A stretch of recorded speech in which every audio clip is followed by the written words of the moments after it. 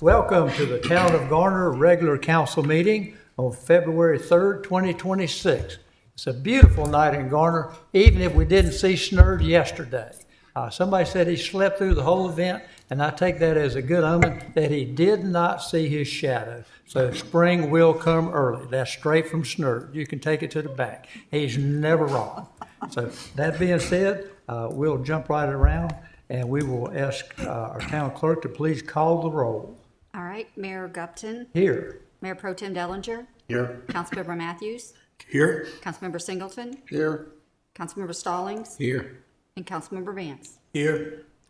Thank you. At this point in the program, we typically have the Pledge of Allegiance and the invocation. Our council member Vance was in charge of this, and he has recruited some top-level talent for these events here this evening. If you wouldn't mind introducing those, please, Mr. Vance. Thank you, Mayor Gupton. Tonight we have with us Troop 320 out of Fuquay. Mr. Kiefer Fume was going to lead us in our Pledge of Allegiance. He can come up now. Followed by our invocation. Our prayer will be given to us by Reverend Tracy Bell, who is the pastor of Life Tours Ministry immediately after the Pledge of Allegiance. If we'd all rise for the Pledge of Allegiance, please. Salute those not in uniform, right hand over your heart.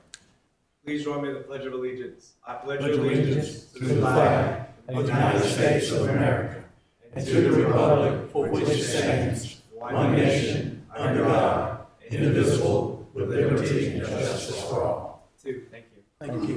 Appreciate that. Well, I want to say good evening to everyone, and I want to also salute the greatest mayor in the state of North Carolina, Mayor Buddy Gupton. Can we just put our hands together for him? And all of these fine councilmen. I've been here for, I know I wasn't asked to say all of this, but I'm proud to say that I've been here for 64 years. Graduated with that young man right there, Grace Singleton. Wave your hands, played football with him. And this is just a great place to call home. And I know that the seat that you guys fulfill is not easy, so we pray that not only will we open up in prayer here, but you'll remember to pray every night so that your work that you do here will be even easier. Amen? Amen. Amen. Let us bow. God, we thank you for this grand opportunity as we gather together in your presence to do your bidding and to settle your business concerning the town of Garner. As you lead and guide these councilmen and councilwomen and our great firemen and police department and city workers, God, we pray that you will continue to lead us and guide us and help us as they try to make the right decisions for your people. In advance for this meeting, God, in advance, we give you the glory and the honor and the praise. In Jesus' name, amen. Amen. Amen. Thank you, Pastor. And that brings us to item B on the agenda, which is petitions and comments. And I asked the town clerk if anyone has signed up to speak this evening. No, sir. No one signed to speak up. Okay. That being said, we'll move along to item C on the agenda, which is the adoption of the agenda as it stands. I think our council members have had a chance to look this over. I would ask for a motion and a second. So moved. Okay, motion by Mr. Stallings and second by Mr. Matthews. All in favor of adopting the agenda, please signify by saying aye. Aye. Any opposed by nay? Hearing none, the agenda is adopted. And we're glad to start out with the presentations, and we're starting out with a bang tonight. We are introducing Miss Garner, Miss Wake County, Miss Garner's team, and Miss Wake County's team. And I'm going to call on their business manager for the program, Lisa Messick, to please introduce everyone.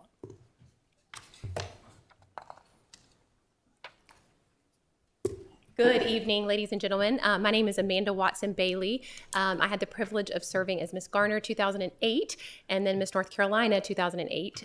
Lisa Messick is our business manager and she could not be with us this evening. So it is my joy to introduce these wonderful young ladies that have come before you tonight to talk a little bit about what they will be doing as representatives of Garner and Wake County. We have crowned the very first Miss Wake County this year that has joined with Miss Garner Association, and we're really, really excited to see the new opportunities that will be coming about because of that new title in adoption, with also being a wonderful representation of Garner, which is what is so important to us. So these four young ladies, if they could stand and join me here in the center, we are going to introduce each of them, and then each of them will speak. Ladies, could you all stand up and come to the center? And I know that there may be some pictures taken. And we'll begin with our current Miss Wake County, Gianna, and then we'll have the other young ladies sit down, and then they'll come up one by one and present a little bit to you about their plans this year. And we thank you for letting us be here this evening.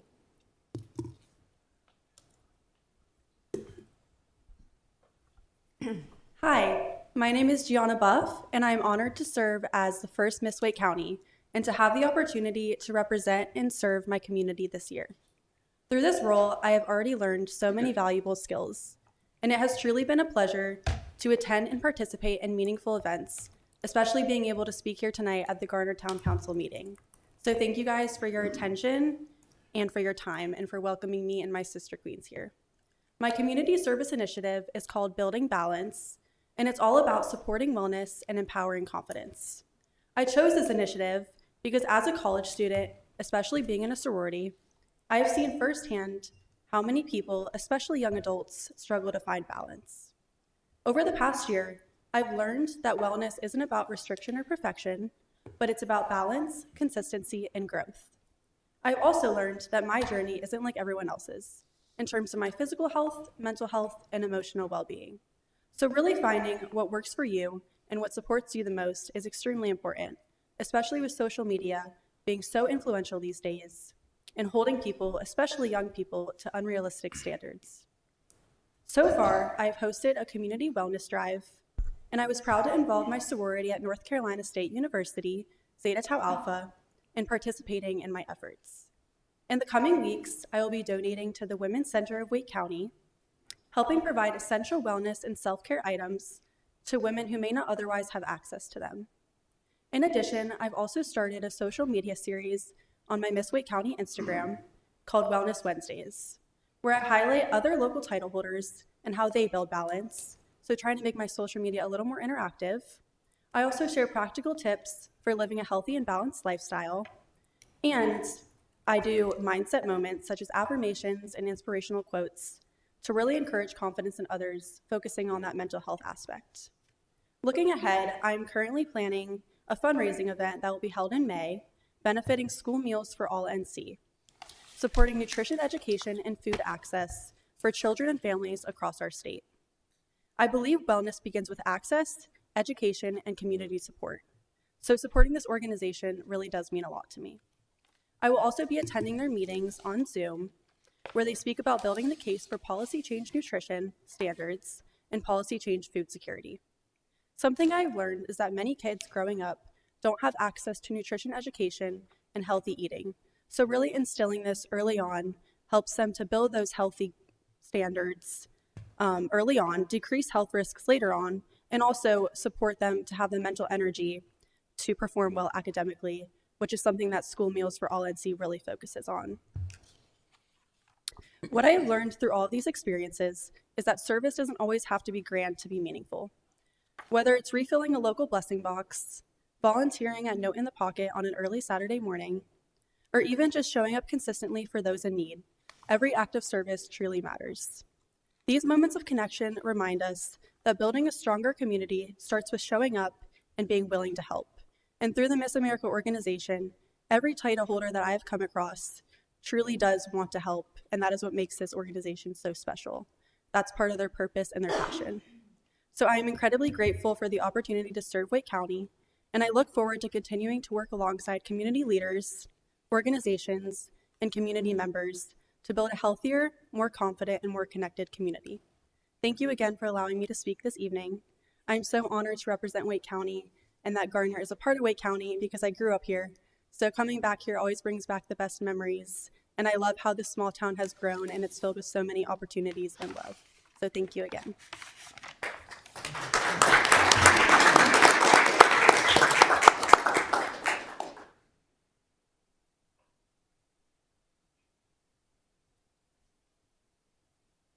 Hi everyone, my name is Cheyenne Hudson. I'm Miss Wake County's Teen 2026. I wanted to say thank you for having us today, and I wanted to talk a little bit about my community service initiative, Different Minds, One World, Promoting Autism Acceptance. Different Minds, One World was started because of my little sister who was diagnosed with autism about 2 years ago. I saw how much it greatly impacted her life with having a label and being mistreated and not having the same opportunities as other kids. She went to a dance studio and they wouldn't let her try out because of misbehavior and not understanding how her brain works or figuring out ways that she's able to learn better. She went to a school where they would kick her out in the hallway and they would tell her that she had to finish a different subject while they went on to the next. So she was falling behind greatly in schools. She also went to another school that wouldn't give her a 504 and an IEP plan. My sister is now homeschooled, thank you to my mother. And my plan for the next couple of weeks is I have a donation starting, and it'll be at Dixon Road Elementary, and we're doing a fundraiser for the special education program. We're going to have little activities for all the kids, and I plan to partner with Vance Elementary and start a fundraiser over there. And I just wanted to thank y'all so much for having me.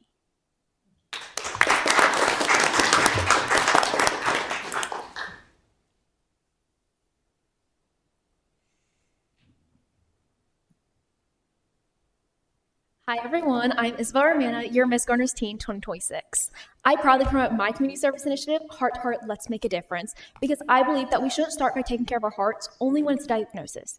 We should know knowledge about our hearts starting young, which is why I want to promote heart healthy habits to the younger generations, whether that's maintaining a healthy weight, getting regular physical activity, eating healthy, and not smoking. My original goal was to just go to elementary schools and make a little heart healthy promise bracelet. Well, each bead represents a little promise of like, I promise to go outside more, I promise to eat my vegetables. But I was recently told that you can tell kids something and it'll go one ear and out the other. So having that physical memory of, I promise to do this, it really leaves an impact on them. And I got to see how heart attacks can impact someone firsthand, my best friend personally. And I just want to give those knowledge on how to take care of your heart. And it's not just about one big thing of, I just can go outside and take care of my heart. Because I was asked recently, how can you tell someone who has hereditary heart problems? Well, that's sometimes not something you can prevent, but to take care of your heart because you only have one makes a big difference. And I know personally because this January, I started a 26-mile challenge for 2026, where throughout the month, I was able to compete against multiple other title holders, where we competed at 26 miles, and it was so fun.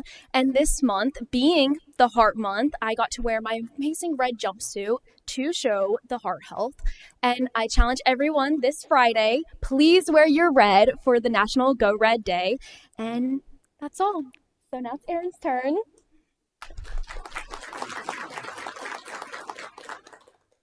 Good evening, Gardner. Good evening. My name is Erin Amarolu, and I have the honor and privilege of serving as the 67th Miss Gardner. There's been a lot of support from this community over the last almost 7 decades, and our organization truly cannot thank you all enough for pouring into us and supporting our title holders year after year. As you've already heard, we were able to add the titles of Miss Wake County and Miss Wake County's Teen this year. So we're just looking forward to providing more opportunities for young women to experience what the Miss America, Miss North Carolina, and Miss Gardner organizations have to offer. These are organizations that are scholarship organizations at their core. So we might be in our crowns and sash, but we also walk away with scholarship dollars to advance our higher education goals. As title holders, like you've heard us talk about, we have what's called our community service initiatives, and these are the things that we are the most passionate about. My CSI is entitled Elevate Ed, and it's all about providing access and support for students in their pursuit of a college degree. I was a first-generation college graduate, the first and so far only person in my family to have a master's degree, and now I work full-time at the University of North Carolina at Chapel Hill as the youngest staff member in the graduate school. I really work every day with students and I see these unique challenges, but also the triumphs that they experience through higher education. And it's what led me to create my CSI Elevate Ed. So in my time since its creation, I've been able to launch an online resource collective with free resources I created myself for our students. So it helps them with everything from the college application process to being successful while they're in college and even that career search after their time. I've also been able to present to students across North Carolina at a few different high schools and specifically Title I high schools to give those special students the support that they need to access higher education. And more recently, I've been able to meet with some of our state representatives, including Lieutenant Governor Rachel Hunt, to talk about the state of higher education here in North Carolina, ways that I can work together with her and Elevate Ed to promote this, and just looking forward to the opportunities to promote college access for our students across the state and hopefully across the nation.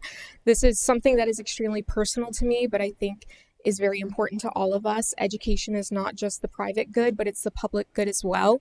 We know that with a more educated society, we have people who are more civically engaged.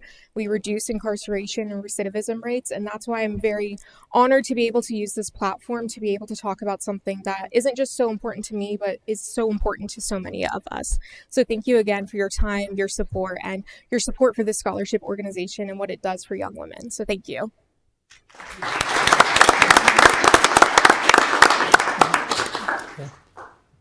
Don't go far. I'm going to ask council members if they have any comments they'd like to make. And then I understand there is a photo op here. There's none of this is complete without a photo op. So let's start with Mr. Matthews. Any comments or questions you might have, sir? How come you always get the photo ops? Hey, what can I say? But great job, ladies. You all speak well. You present yourself well, very articulate in your work. You don't read script. Just occasionally check your notes. That goes a long ways. And your eye contact. It's amazing how I know these things. That lady and I go back a few years. But congratulations, and we look forward to seeing you going on to your next level. Wake County and Ms. Garner, y'all might be competing, but that'd be a good problem. Help you in the top two. And the teens, go get them. All right. Mr. Singleton. Congratulations to all of you. You also, second Mr. Matthews, said y'all did a great job presenting your platform, and that's something to be proud of. Wish you the best of luck as you move forward, serving the town of Garner and also Wake County. And congratulations again to all of you. Thank you all for being here. Thank you for representing Garner and Wake County so well. We can tell the confidence and the passion that you have for service. So thank you for being here, and thank you for all you do, inspiring the young folks that look up to you and the things that you're doing.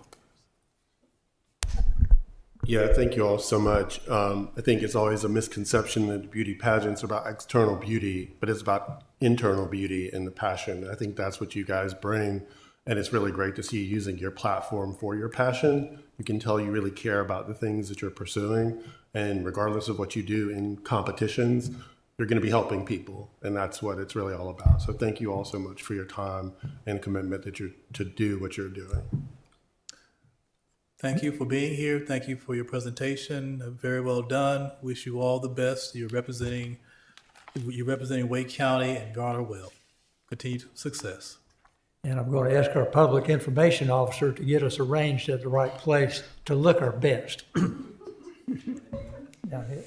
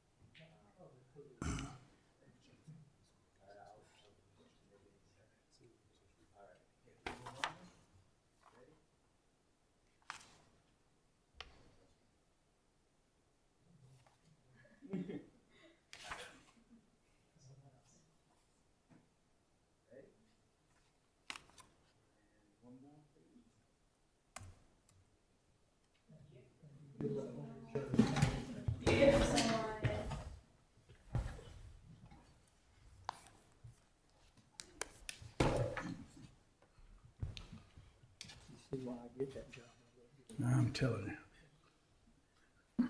All right, thank you. Thanks again, ladies. That's fantastic. Moving right along to item D, presentations.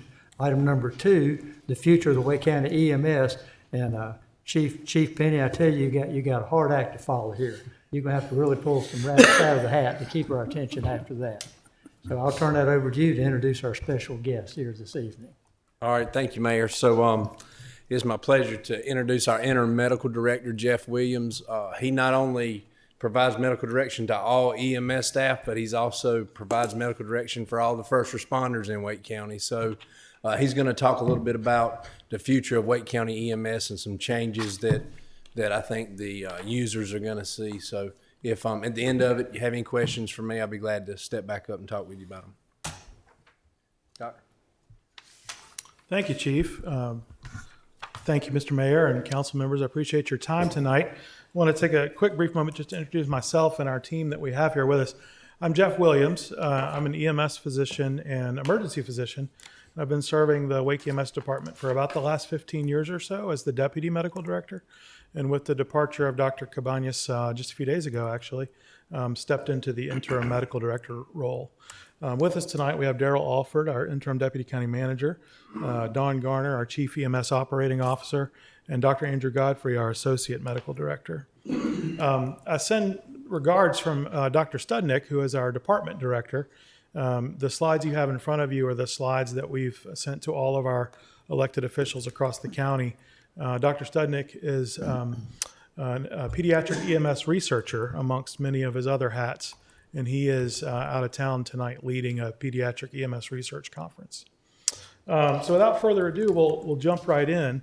What I would like to do today is talk a little bit about Wake County EMS, just give you kind of a reminder of who we are and what we do, and then talk about kind of the purpose for being here tonight, which is some changes that we see in our future, and then talk about kind of next step for those changes and how we're making sure to engage everyone as we go along.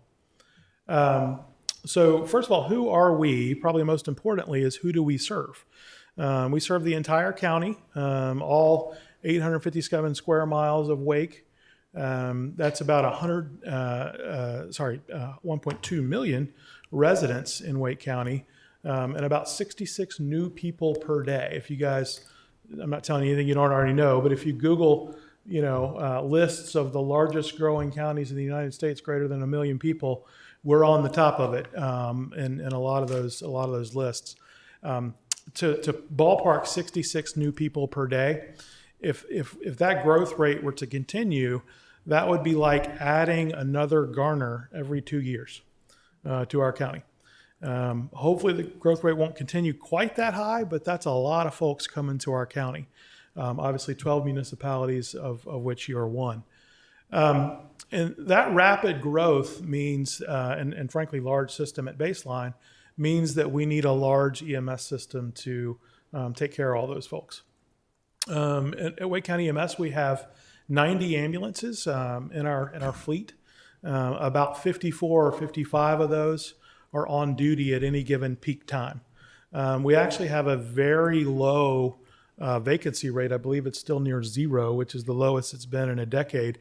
And the reason for that difference in number of ambulances versus fleet ambulances is there's always one getting serviced, right? We put a lot of miles on them. We remount the back end of it on a new chassis every once in a while.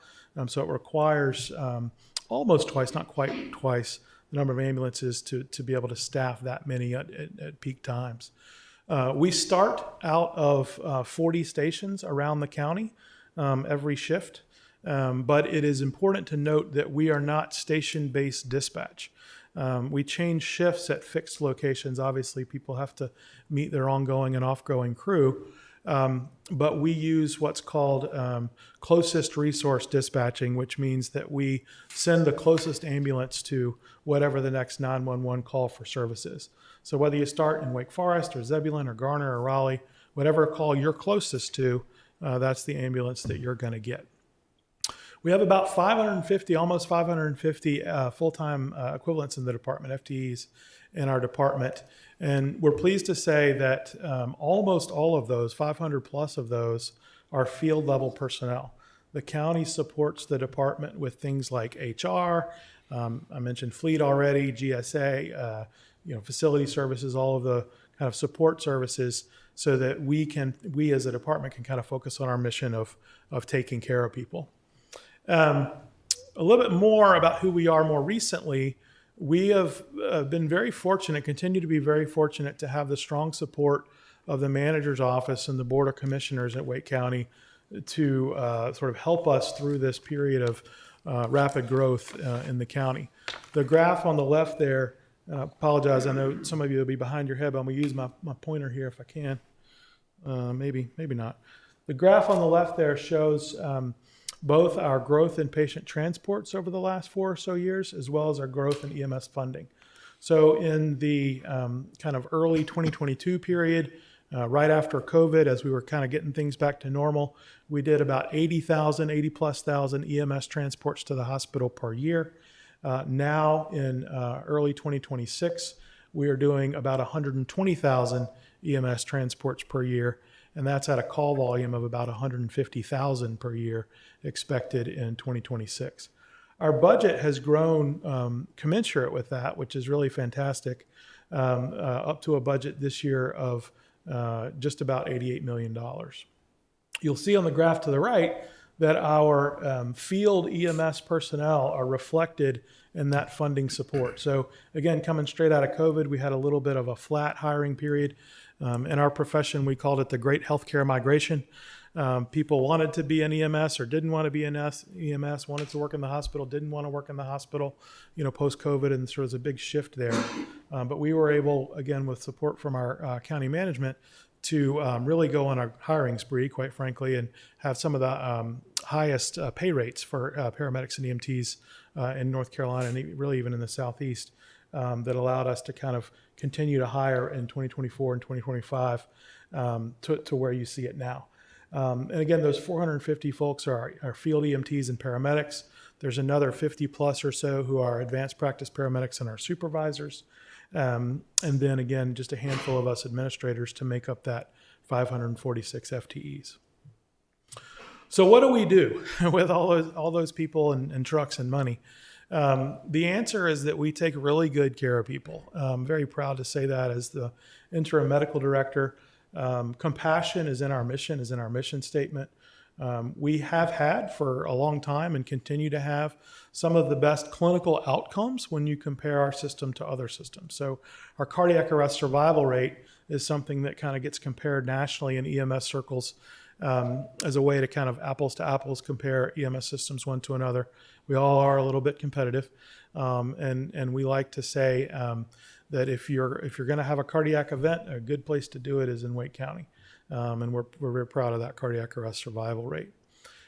We also are innovative and have been innovative for a long time and will continue to be innovative in thinking forward about how to best take care of the population of folks in Wake County. We've had advanced practice paramedics for now 10 or 15 years, I think. Dr. Godfrey's in charge of that group. That group of folks responds, redirects, and reduces. And what that means is they respond to high acuity calls with our other ambulance units to provide an experienced set of hands on those most critical calls. They reduce transports to the ER for patients who may not need to go to the ER. Our mental health and substance use patients often benefit from going directly to a mental health facility or a substance facility as opposed to sitting in the ER for a long period of time. And then they redirect patients as well, again, to better sources of care, better access points for care, work with our high volume utilizer patients to make sure they have primary care, make sure they have social workers, that sort of thing, so that they're less reliant on the 911 system. And I want to spend another second talking about nurse navigation because we'll talk about that again here in a few minutes. Our nurse navigation program was started in 2022 and has been ongoing now for about 3.5 years. And what happens when you call 911 is that a telecommunicator at the 911 center has about 90 seconds to talk with you, which is not a very long time. And in those 90 seconds, they try to determine exactly what type of emergency you may be having or not having, and then they give you a dispatch code, and we'll talk more about that in a few minutes. And what it turns out is that many of those dispatch codes do not necessarily predict a super sick patient. And so some of those patients who are less sick get to talk to a nurse, which is a really great benefit because, as you all may know, if you've called the nurse triage line at your own primary care office or your pediatrician's office, you can talk to a nurse for a little bit longer and talk in a more familiar and narrative way. And those nurses can really help you figure out what's going on and might even be able to offer you alternatives that don't involve a trip to the emergency department. So things like self-care instructions, things like you might not need to go to the emergency department, but you might need to go to an urgent care. And if you need to go to an urgent care, the service that we contract with will provide you transportation to that urgent care at no cost to the patient. They will come and pick you up with a lift, take you to the urgent care, take you to the pharmacy, take you back home. Sometimes you might not even need to go somewhere, and you could have a telemedicine visit with a doctor online and get your problem solved that way. And sometimes by talking to a nurse for a little bit longer than you get to talk to a 911 dispatcher, you do indeed need an ambulance, and that's okay too. And so about half the time, or a little more than half the time, those nurses will send the calls back to the 911 center for an ambulance dispatch, and then we go and take that patient to the hospital. So lots of innovation in care delivery over the years, and that's something that we're going to talk about again here in just a couple of minutes. Certainly, what we will continue to do as well with support of the county manager's office and our commissioners is to continue to increase those numbers of personnel, continue to increase those numbers of ambulances, as well as the numbers of stations that we have in our community. So that's a little bit about who we are. I want to transition now to talking about what we're here for the last half of the presentation or so, and talk about some changes that are coming in 2026. We just said that there are a couple of different ways to manage growth in the EMS system. One of those is increasing budget. One of those is in hiring additional staff. One of those is building new stations. A fourth strategy to continue to manage growth is making sure that our response plan and the way that we go to calls is the right way to do that for a population of 1.2 million people and 150,000 EMS calls per year. And that's what I want to focus on for the next couple of minutes. It turns out that, well, let me back up. This slide basically shows you that there are broadly two categories of people who call 911, categories of patient complaints when patients call 911.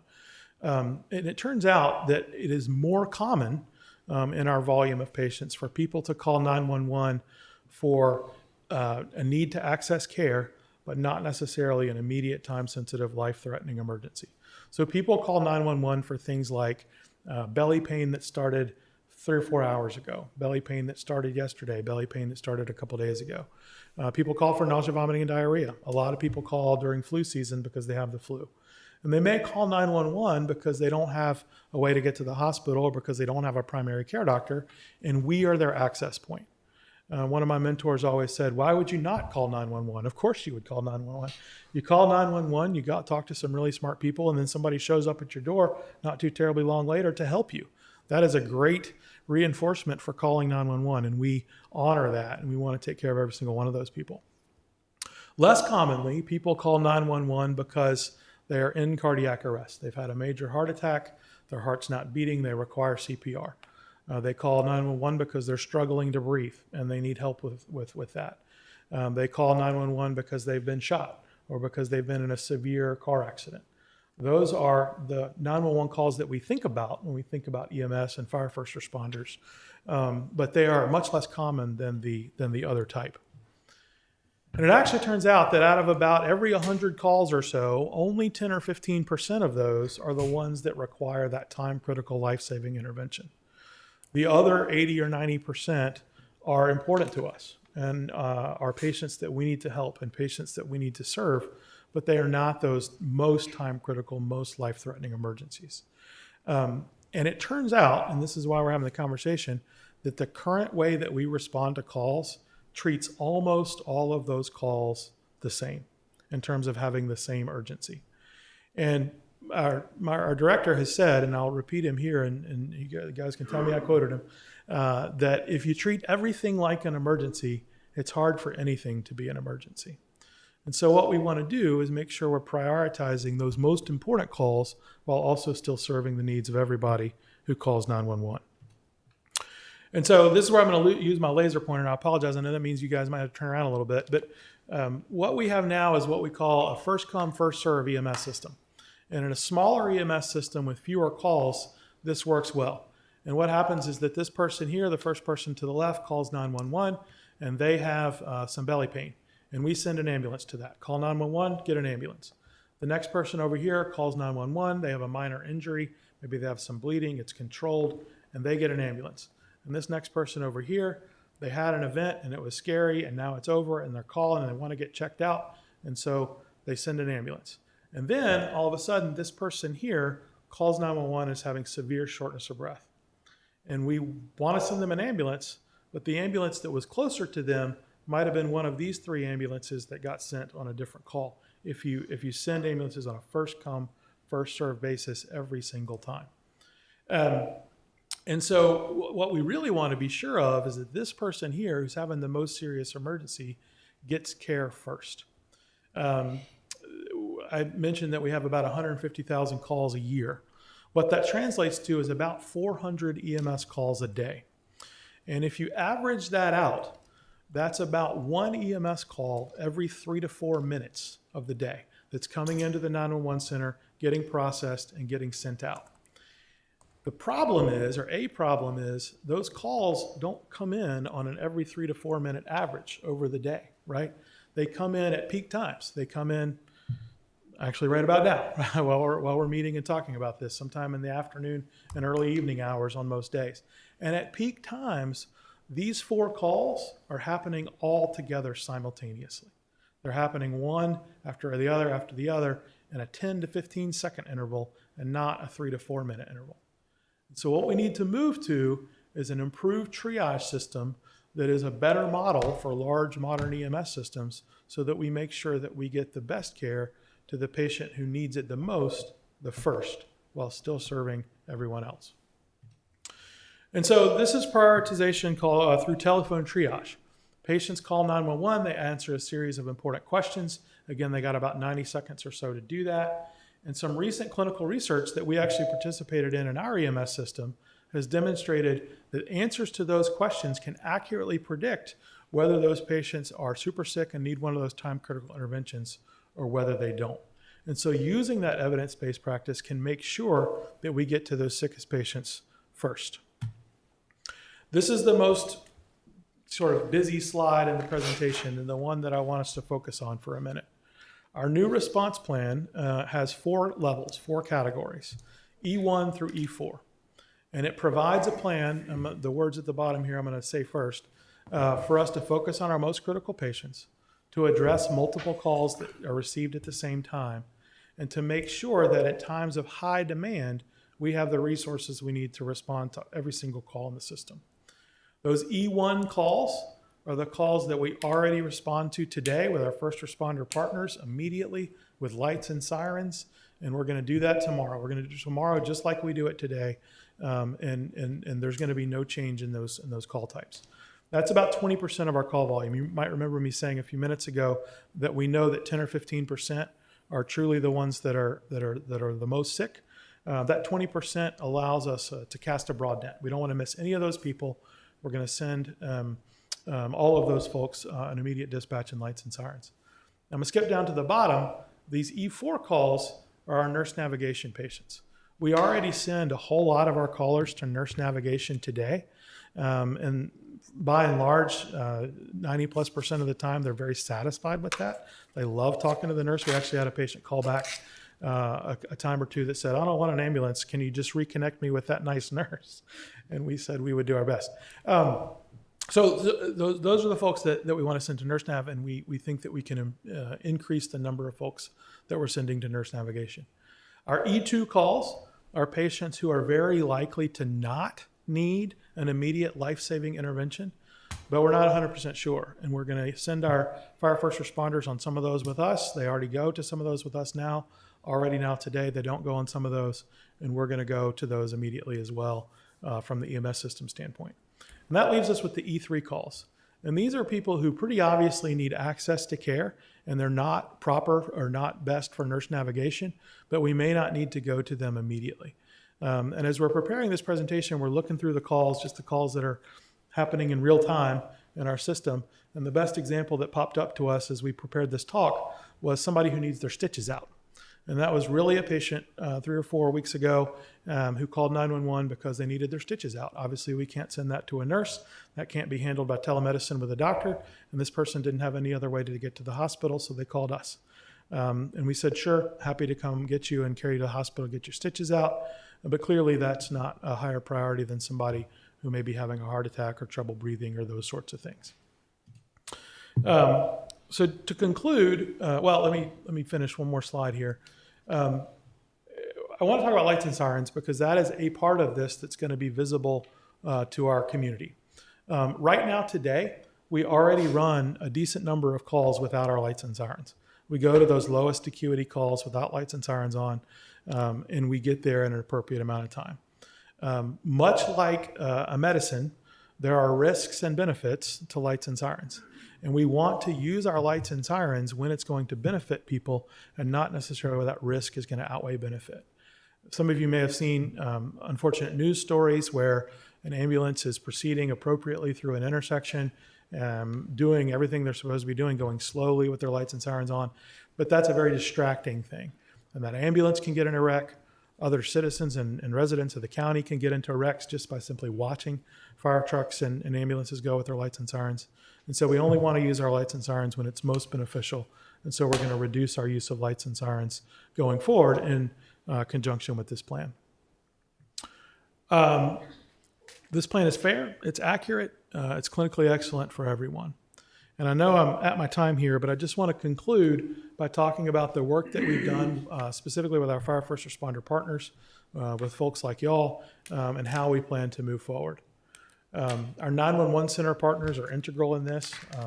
Regardless of any sort of response configuration changes, we meet with them monthly, if not more than monthly, to talk about answering the phone and all of these codes that we're discussing and ways to make sure that calls are being processed as efficiently as possible to get the right resource to the right patient in the right amount of time.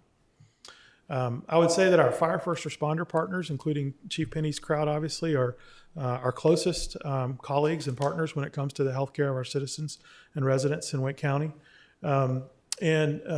We have had several presentations with our fire first responder partners, and those presentations caused us to have a working group that's actually been meeting over the last several months, a smaller group of fire chiefs and EMS leadership to kind of talk about how this plan may or may not affect the fire departments, concerns that the fire departments and their leadership have heard from either residents or from you all, and how we might address those together.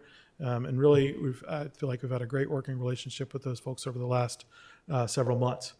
There are a couple of working group highlights that I want to just hit quickly. We agree with our fire colleagues that the current system needs improvement. And when we say that, we mean that we need to be more reliable. We need to be more reliable in how we respond to our residents. We need to be more reliable in making sure that we're appropriately utilizing our fire first responder resources. And part of that means making sure that the fire department personnel can handle their high priority incidents as well, right? We would much prefer our fire colleagues to go to a high acuity fire response, like a structure fire at somebody's home, than have to be caught up with a more low acuity EMS response that EMS can handle by ourselves. And that patient, again, maybe they need their stitches out, maybe they can wait a few minutes for a response. We're going to measure all of this, I think is what this slide says. And I apologize, I'm just going to cruise through here for the sake of time. We're going to measure all of this with our fire first responder partners. We have several performance metrics that we're going to be evaluating starting in the summer, going through the end of the year and into next year. Measure time on scene, measure call volumes for each of our departments, measure call volumes for ourselves, and measure patient impact and make sure we're not having any changes to those clinical outcomes that we're very proud of now. We've met with local government leadership, obviously, including yourselves. We continue to plan to meet with the community as part of next steps.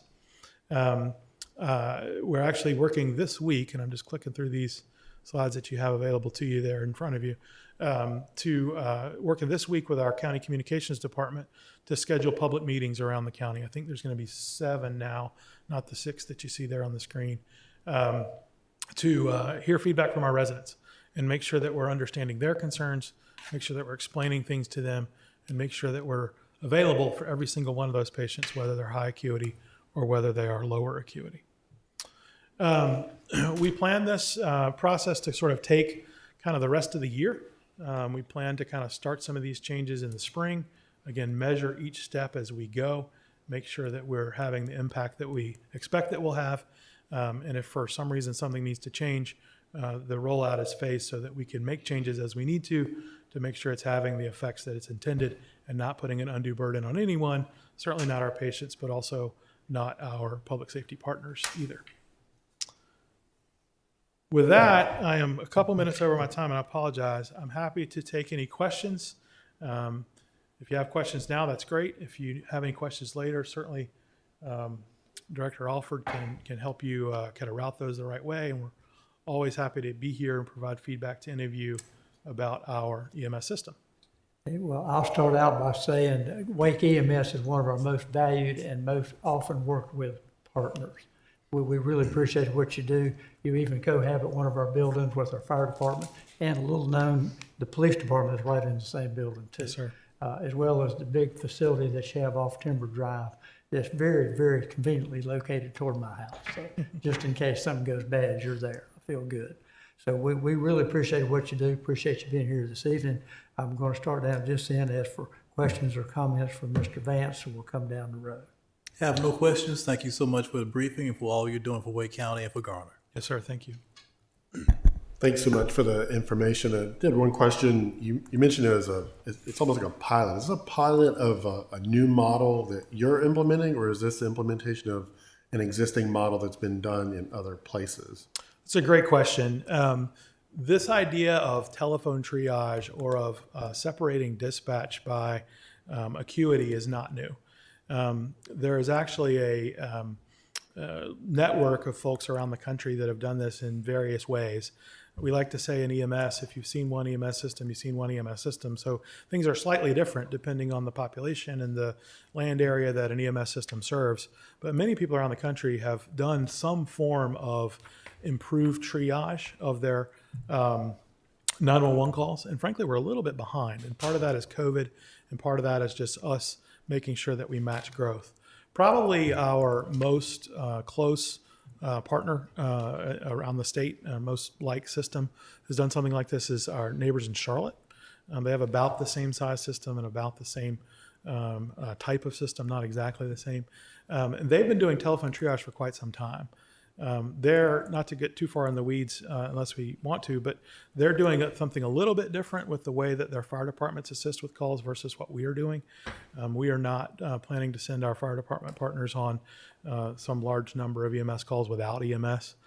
Charlotte has done that to some extent, but they have indeed had great success with telephone triage over the years. Thank you. Mr. Stallings? No questions. A very comprehensive presentation. Learned a lot. Definitely looking forward to the implementation. Matter of fact, actually, as I'm speaking, I do have a question. Is the reduction of the lights and sirens already a thing that's been implemented, or is that going to be implemented? No, not exactly. So as I mentioned today, we already respond to 20 or so %, I would say, of our call volume without lights and sirens. Those calls that are very clearly low acuity and or calls that we've gotten more information about from that nurse navigation program I mentioned. With some of the clinical research that we've done over the last couple of years, we know that that fraction can increase pretty dramatically.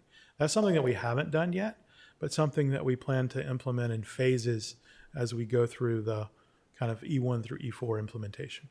So, thank you for being here. It's pretty informative. Yes, sir. Presentation. Absolutely.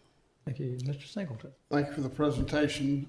I can tell you from my family's own experience, the past 2 years, we've had to use both Garner Fire and Rescue and Wake EMS transport for my parents for their serious health issues. Came to my parents' house multiple times, and then both parents had to go to health facilities for their serious health issues, and Wake EMS had to transport both of them multiple times. So appreciate the work and what y'all do. It's greatly appreciated by those of us who have had to use it, and those who may not have used it in the past. We get really good level of service, and I want to thank all y'all for all the work that y'all do. Thank you very much. Appreciate that. Thank you for a great presentation, and appreciate all of you guys being out here. Have all of you, especially that gentleman in the back there, and I go back a little bit there, but back in commissioner days. But I remember the first time you made that comment, and I was at Memorial Auditorium and had a graduating class that year, and they first come out and said, if you're going to have a heart attack, you want to have it in Wake County because your survival rate is much better than anywhere else in North Carolina. And I never forgot that. I'm glad that's still continuing on, especially at my age now.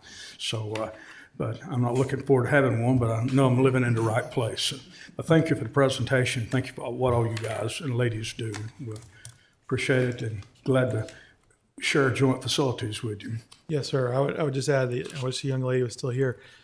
She's not wrong. Like, prevention is one of the most important parts, and we work with our public health partners and all the rest to have a very healthy county. But if you do, heaven forbid, have that heart attack, we'll be there to help you out, 100%.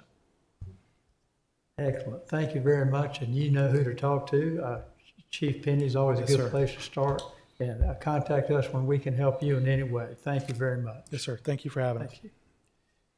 And that brings us along to item E, which is the consent agenda.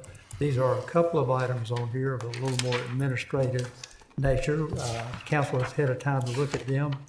And if there's any items that we need to remove off of the consent agenda for further discussion, let me know.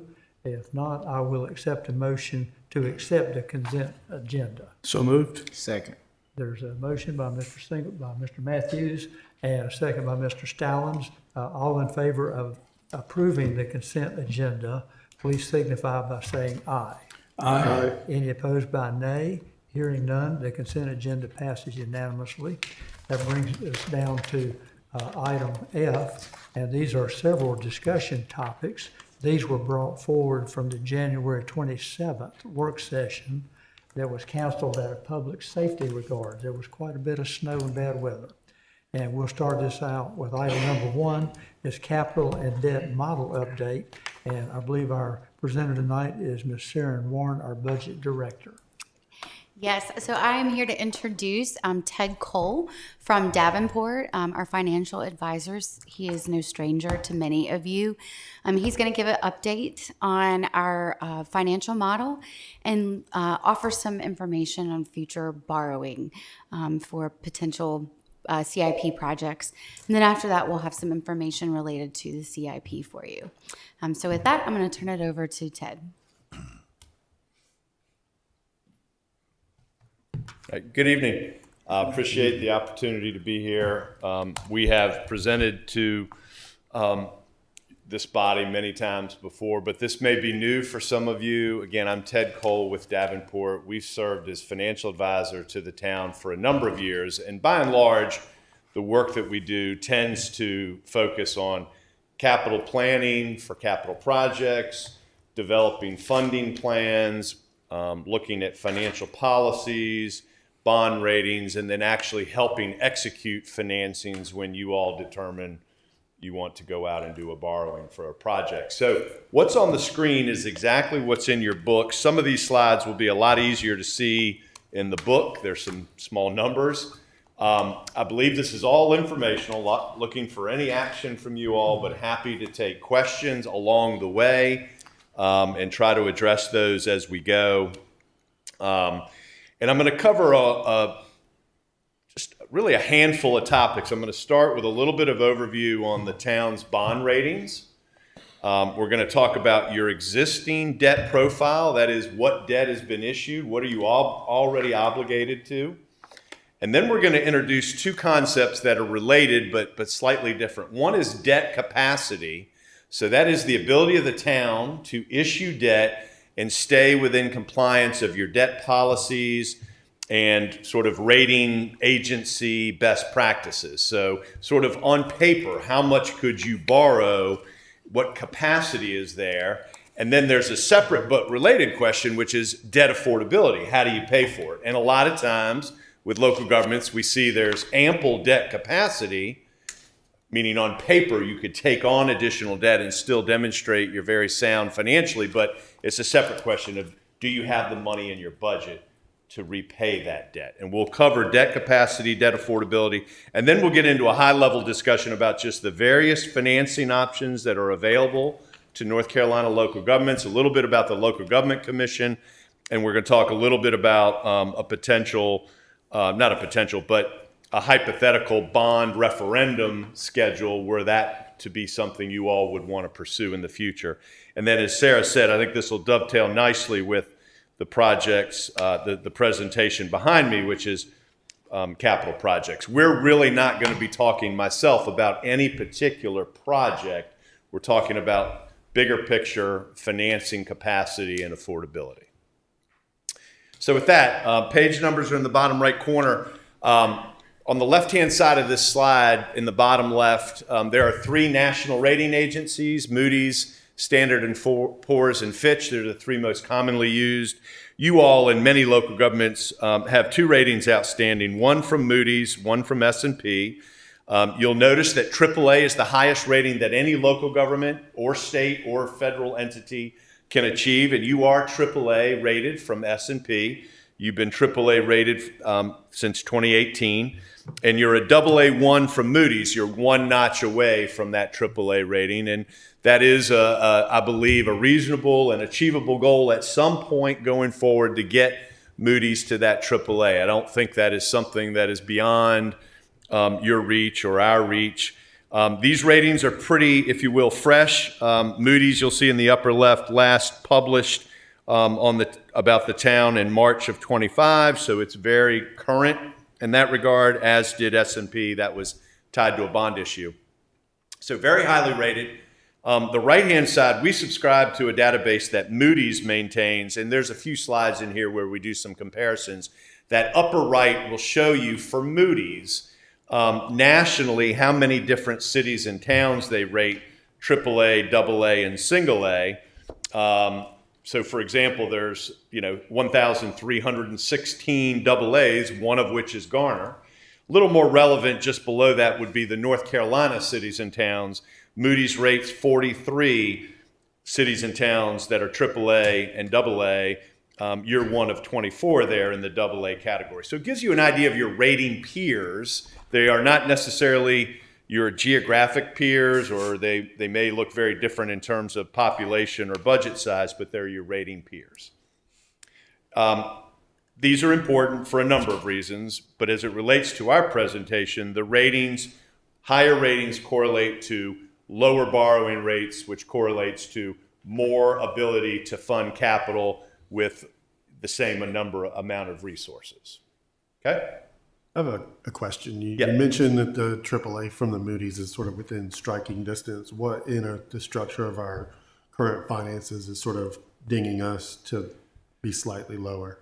Moody's is pretty simple in their analysis. They look at your economy, and that's going to grab things like your tax base, certain demographic like median family income, median household income, and assessed value per capita. Mm-hmm. So you all are very well situated in the state, right? This is a high growth area in the state. Your assessed value is growing. We talked about the growth. I think the one thing in that factor that maybe lags a little bit is some of the income.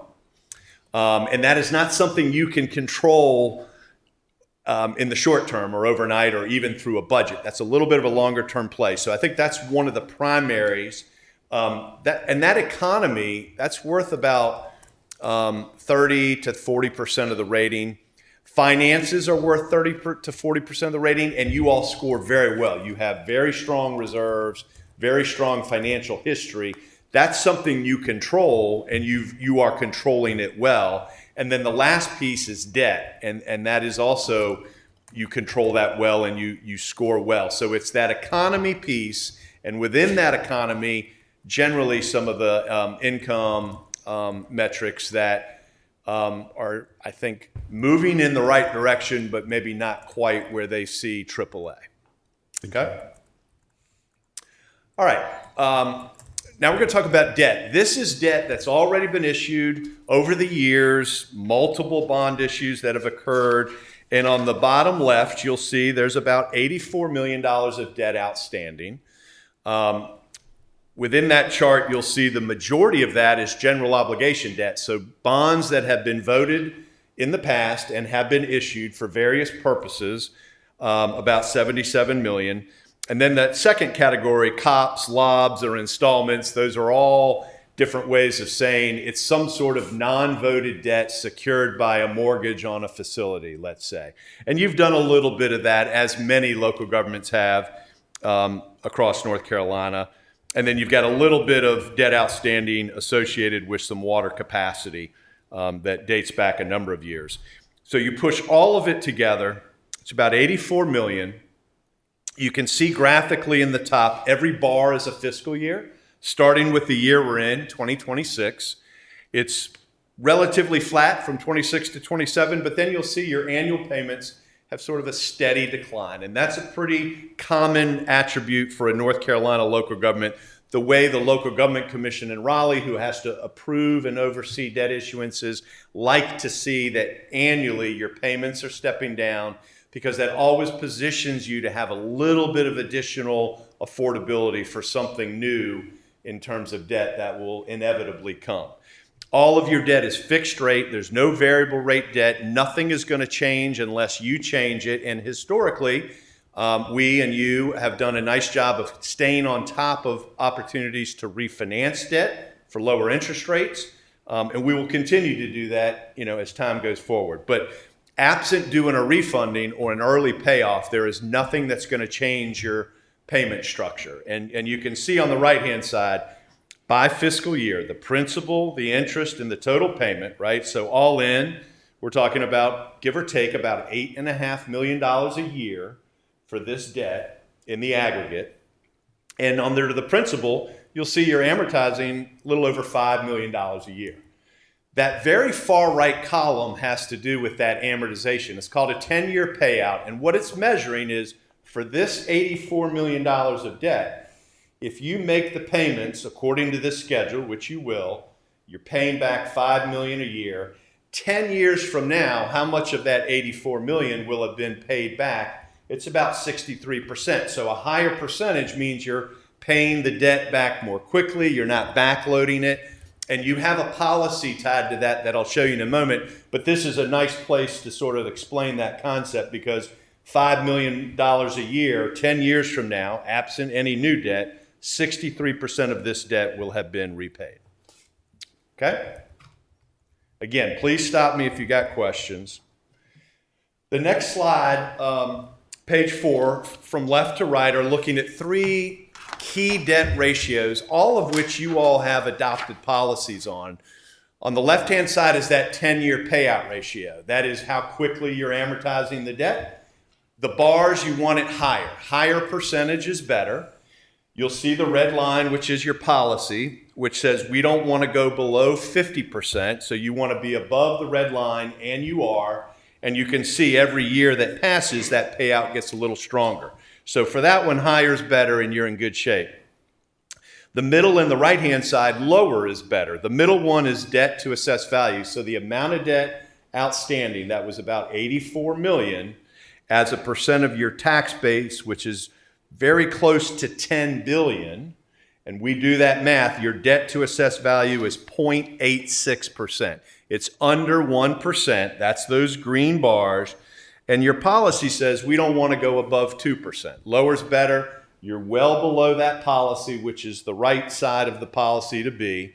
And in a vacuum, we would look at that, and in the one on the right, and say, we have capacity to issue new debt in the future and still be able to demonstrate compliance with this policy. Now, it's not unlimited capacity, but it is a very reasonable conversation for you all to be having going forward, that there might be debt in the future to fund capital, and the capacity is there. What we're going to turn our attention to in a moment is, all right, well, where's the affordability land, right? How do we repay that debt?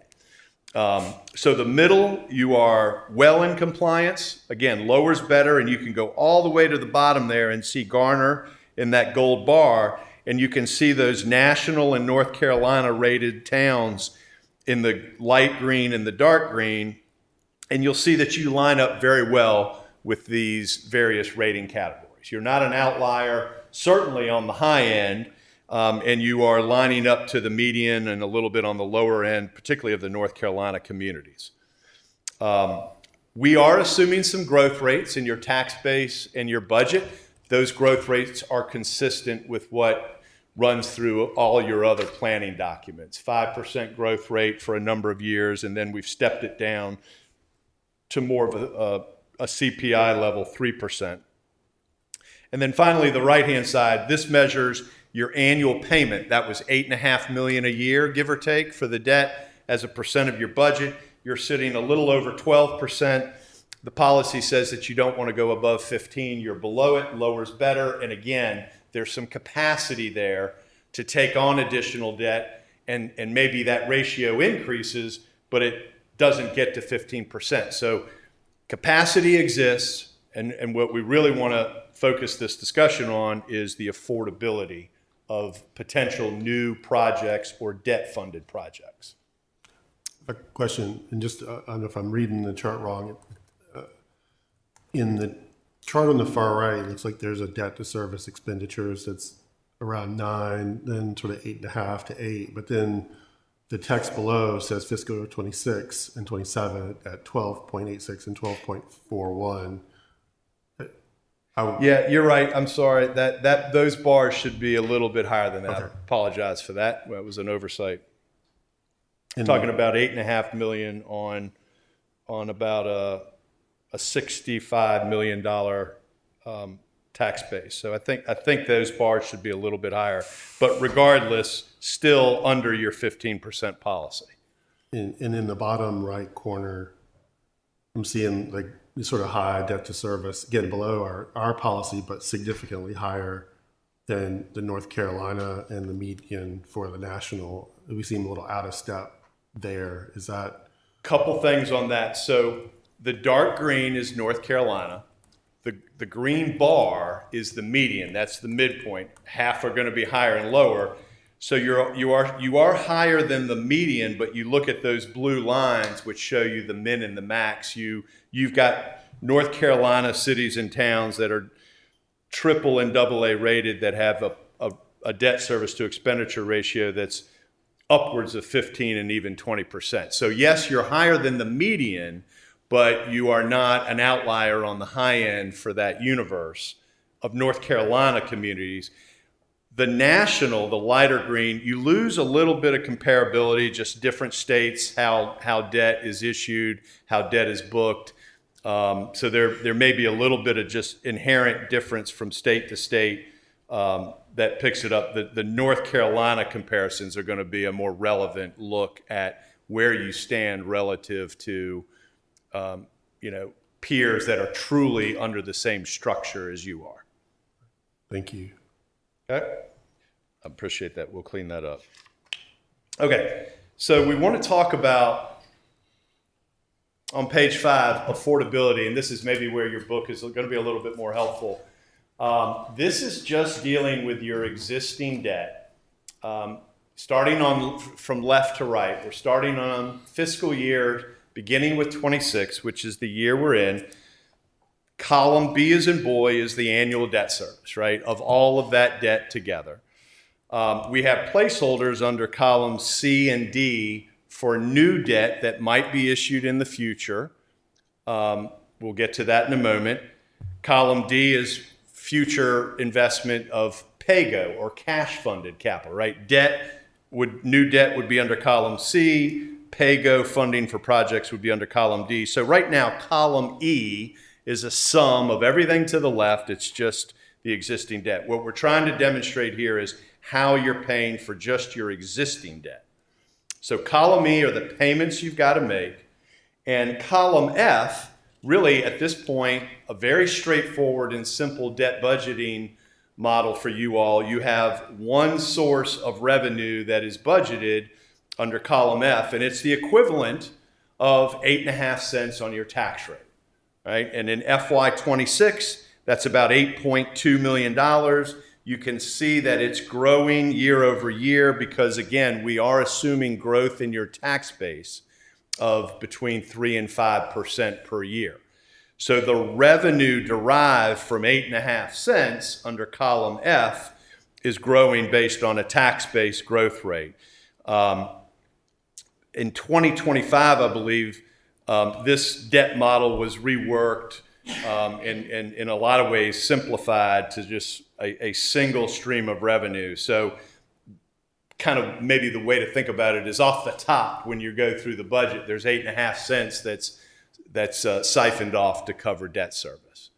Just clarification. So the growth rate is based off of anticipated growth in revenue. You're saying tax base and revenue growth interchangeably.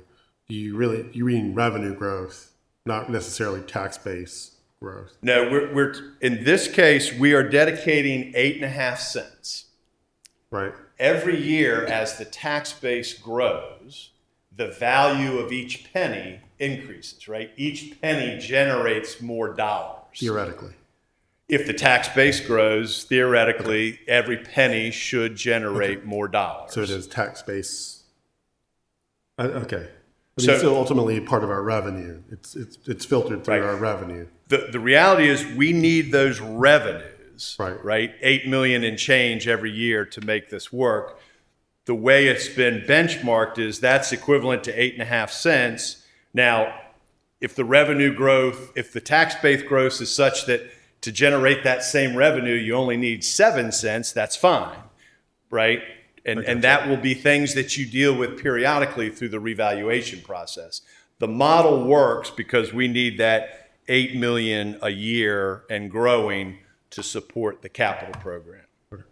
But for now, it is a dedicated 8.5 cents. I think I'm right about that. And every penny, it's footnoted there, $970,000 per penny. So that's how the math works out. So those column F are annual revenues going into the debt model. And so what you end up seeing is you got payments under column E and you've got revenues under column H. And we compare those under column I. And there's a little bit of a shortfall in FY26, about $100,000. But after that, if you are able to budget those dollars in column F, and this is part of an overall long-term plan that we've worked on year after year and is implemented as your budget process unfolds. Column I, you'll see there are some excess dollars that are available. If you continue to budget like column F shows, and your payments are actually stepping down a little bit, you start to have some surpluses in column I. And those are dollars that are going to give you an opportunity to start to do some new things without finding new revenue, right? It's sort of the natural debt affordability or capital affordability you have under this budgeting mechanism. That's column I. Those are annual, I'll call them surpluses, that could evolve if you budget in accordance with this. In addition to those annual dollars under column I, you all have also over the years accumulated a balance in a debt service fund there in column J of a little over $9 million. Those are dollars that are outside of your general fund balance. Those are dollars that are dedicated to capital and debt service. So that's a one-time, if you will, revenue source that is available for your capital planning going forward. So you've got these annual dollars and you've got a one-time debt service reserve, debt service fund balance of a little over $9 million. Okay? So this is setting us up for what might we want to do in the future that might require new debt, and how do we pay for it, right? And I think what I would want you to take away from this is you've got debt outstanding, the payments are fixed, you've got a debt service budgeting mechanism of that 8.5 cents that is incorporated in your budget over the years. It is sort of, I think, a known budget action item to include as the budget is being built. And if that continues, you have dollars to cover your debt service that you've already committed yourselves to. That's covered. And you've got the ability to have some surpluses in future years that will give you a bit of a running start on some new projects. Okay? Any questions on that?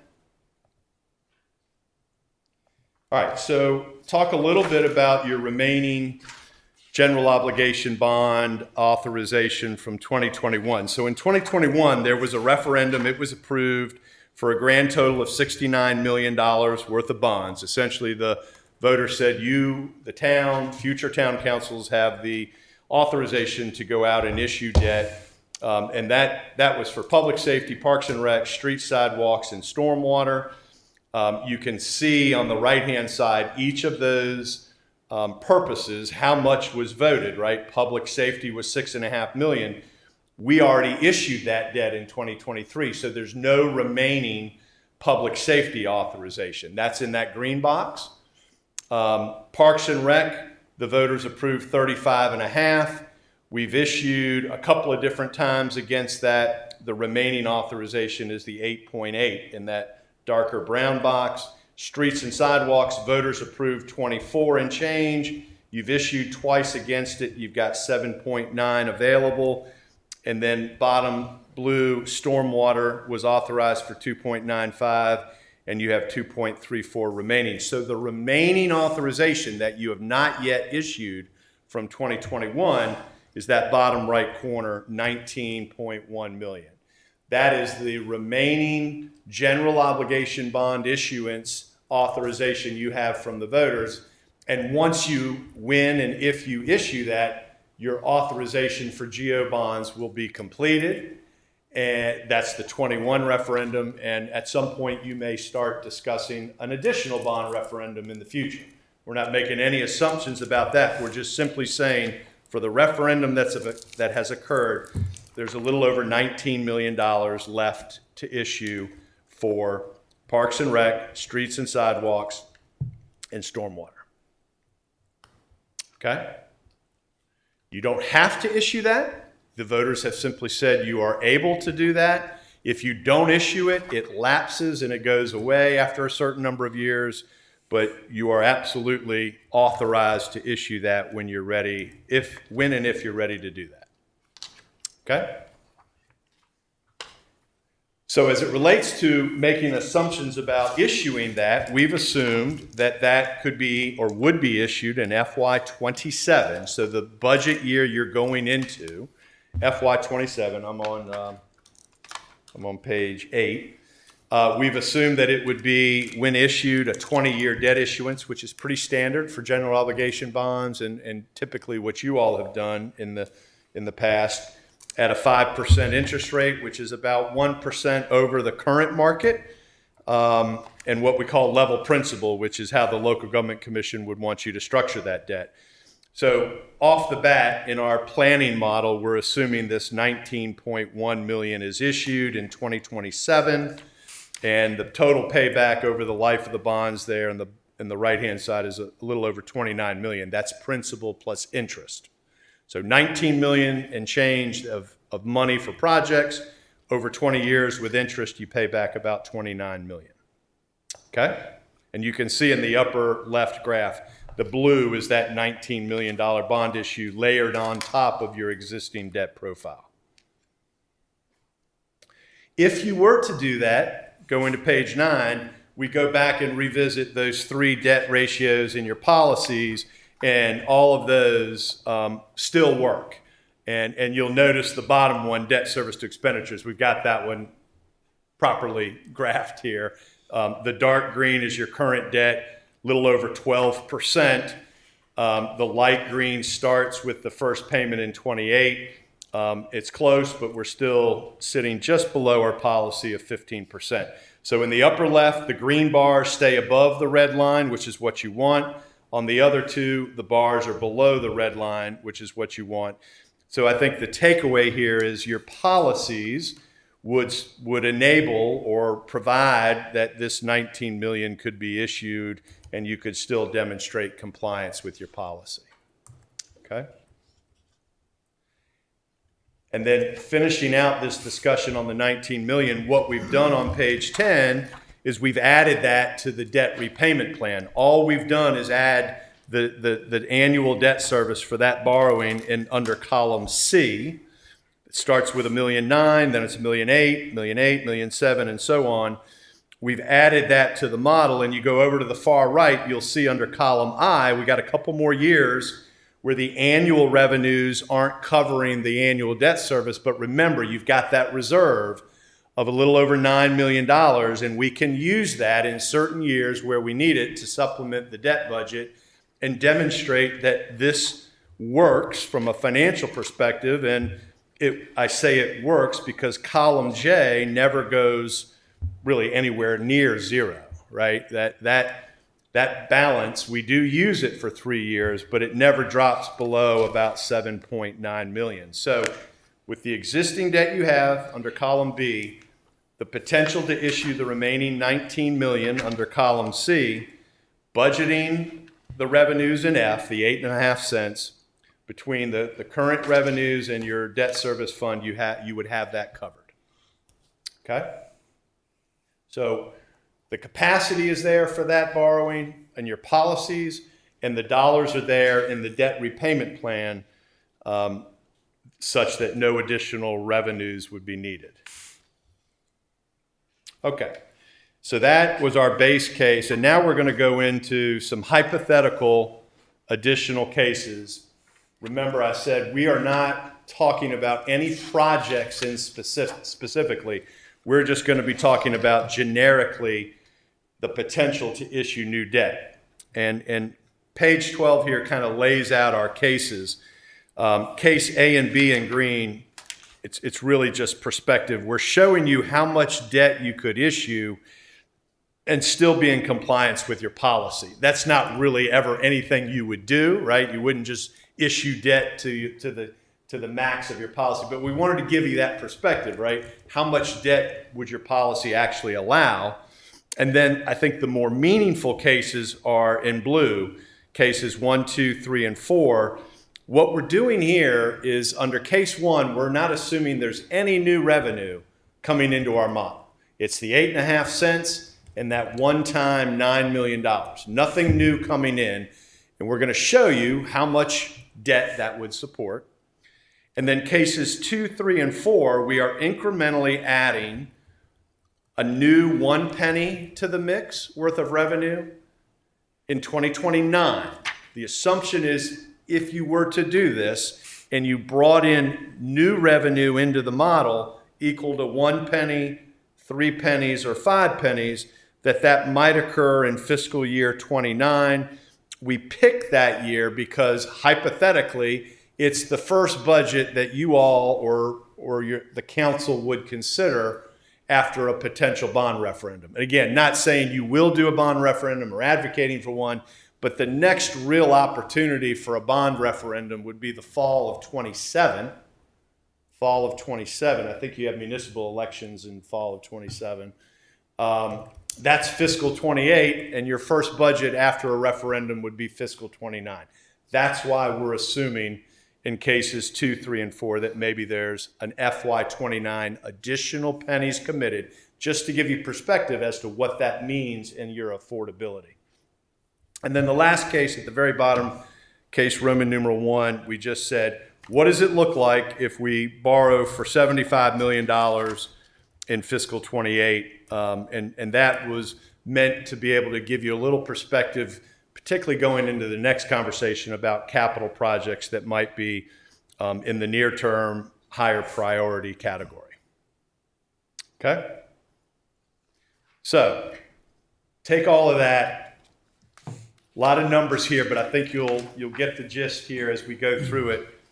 Page 13, from left to right, column, case A and B. Remember, those are just the cases that said, what would happen if we borrowed up to our policy? So case A is if you were to borrow and get all the way up to your 2% debt to assessed value, you'll see that it's something on the range on line 10 of $310 million.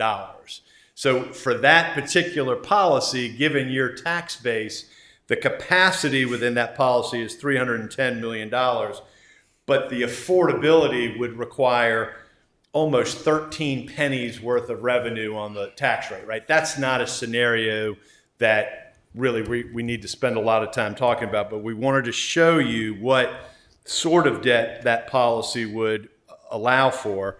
Case B is a more limited case. It's maxing out your debt service to expenditure ratio, and that would take you over the next roughly 6 or 7 years to almost another $95 million worth of debt. But you would need, at the very bottom there, you would need a little over 1 penny to be able to afford that. So A and B are just looking at issuing debt up to our policies. Again, I think the more relevant cases are going to be on case 1, 2, 3, and 4. And remember what case 1 is.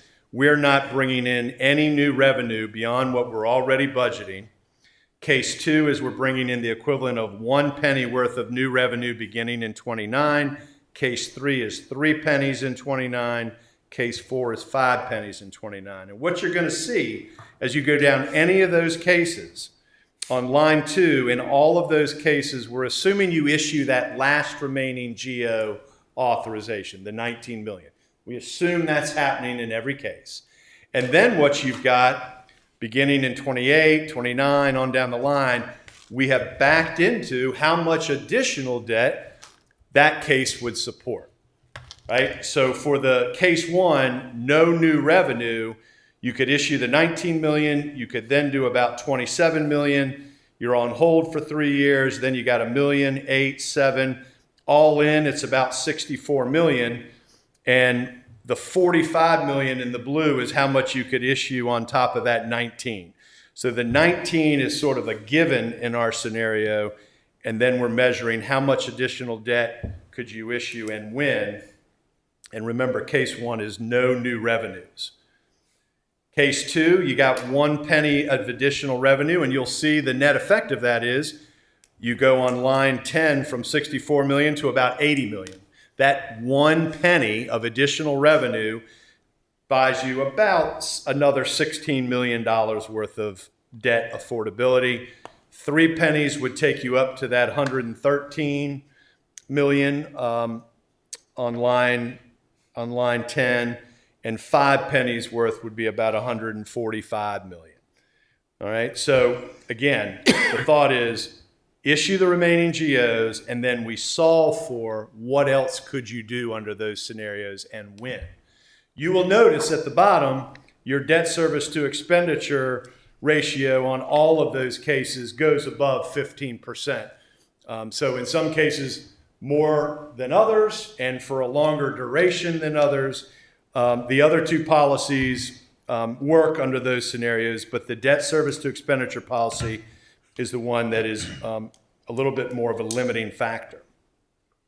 Far right, remember what this case is in targeted cases, the 19 million of GOs, and then what does it look like if we want to do 75 million right behind that in fiscal 28? And you'll notice at the very bottom, it's the equivalent of about 3.8 pennies worth of new revenue you would need, which is right between case 3 and 4.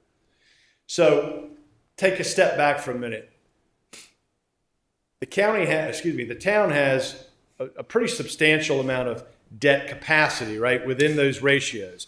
Your debt service to expenditures is the more limiting factor.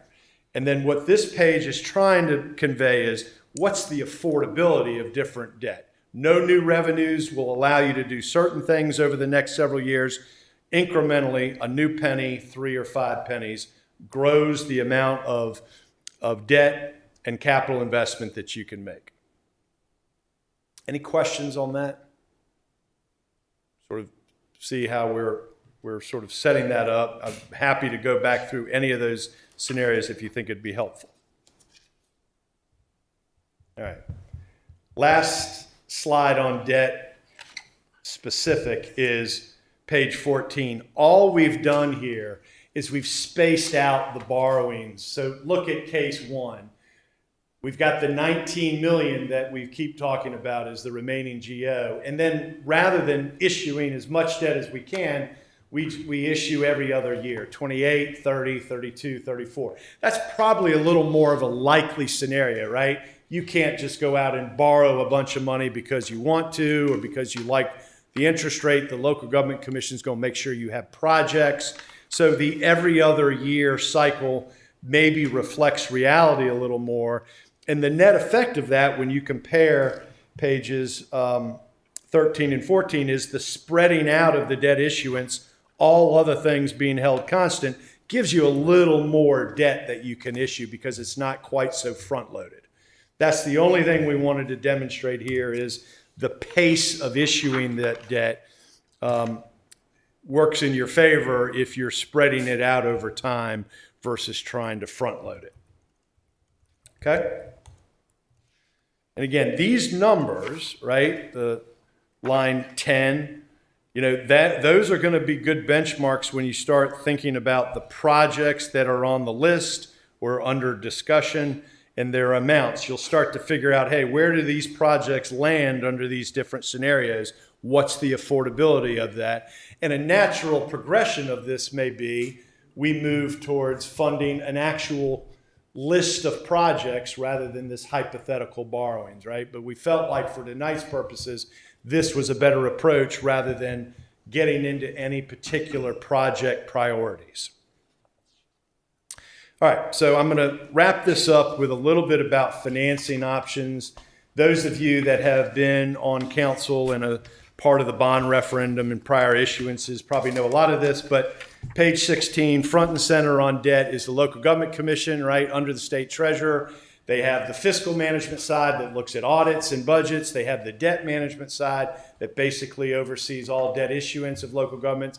They have to prove virtually any type of debt that you would issue. There's a few carve-outs, but whether you're going to go and ask the voters for approval of a GO bond, the LGC has to approve that. If you decide to issue debt through non-voter debt like an installment or a limited obligation bond, they have to approve that. There's a number of findings that they have to make when they're considering your application.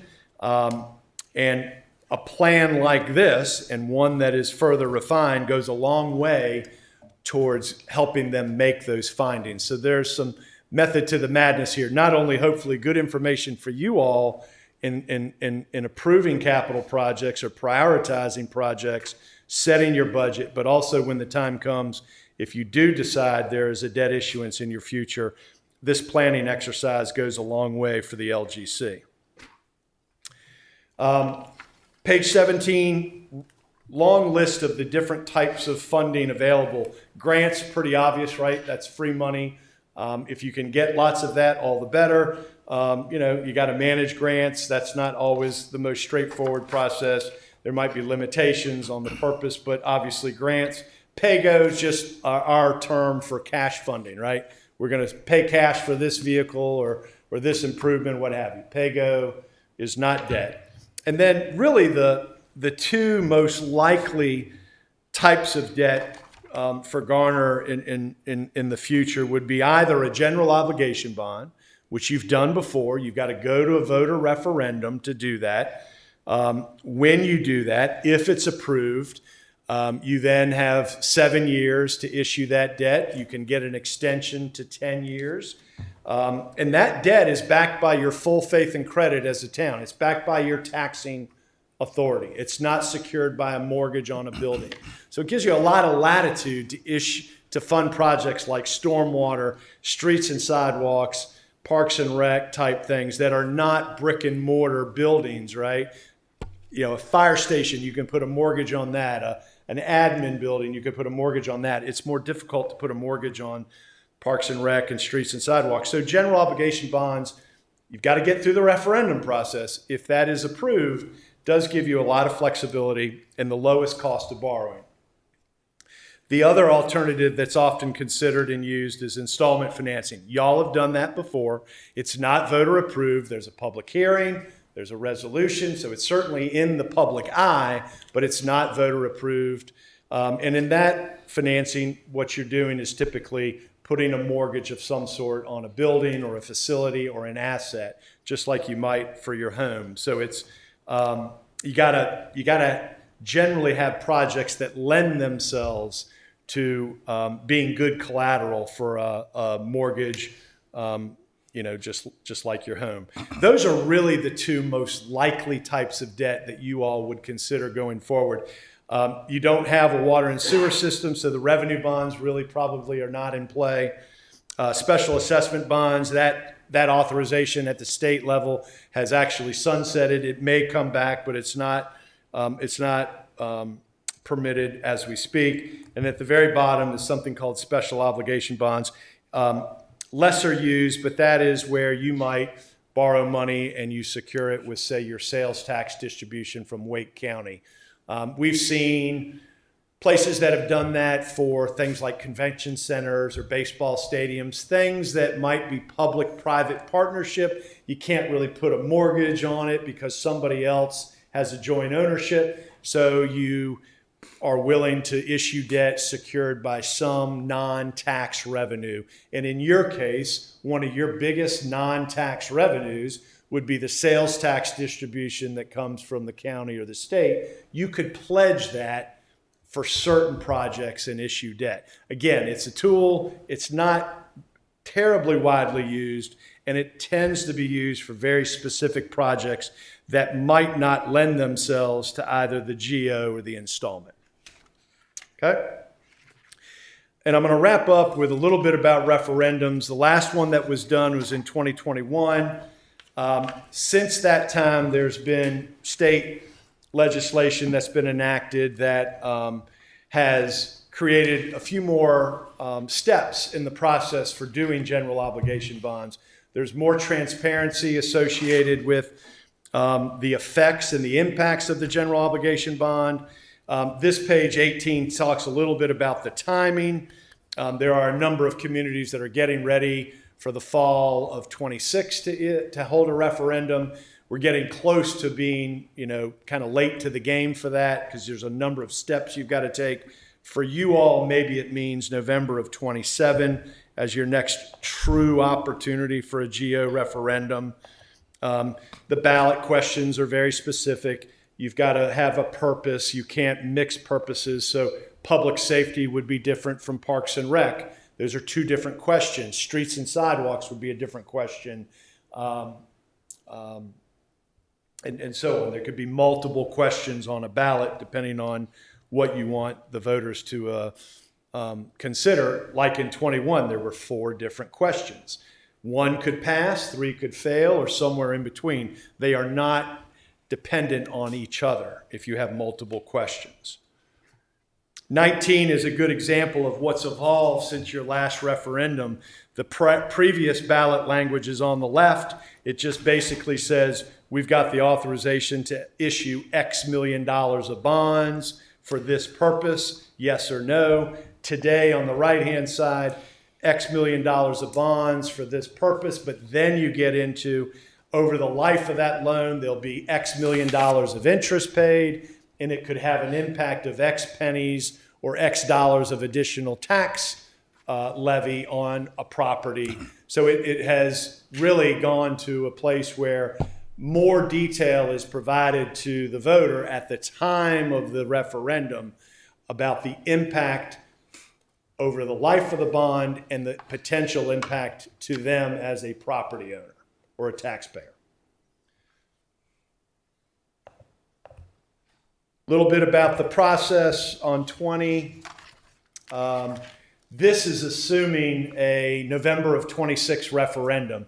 As I said, we're getting a little bit out of the range for that possibility, but you'll notice November of 26 is when the referendum would be held, and you'll notice that the first official action of the governing body would occur in May of 26. So you've got to get some things rolling in the spring to understand what the referendum might be for, the amount, get out and communicate with the community, and be in a position to start taking formal actions as early as May, and the final actions have to be wrapped up by the summertime in order for the Board of Elections and others to get the ballots ready, et cetera. So it is a little bit of a process. You're starting, a half a year, 3/4 of a year ahead of the actual referendum in the planning work.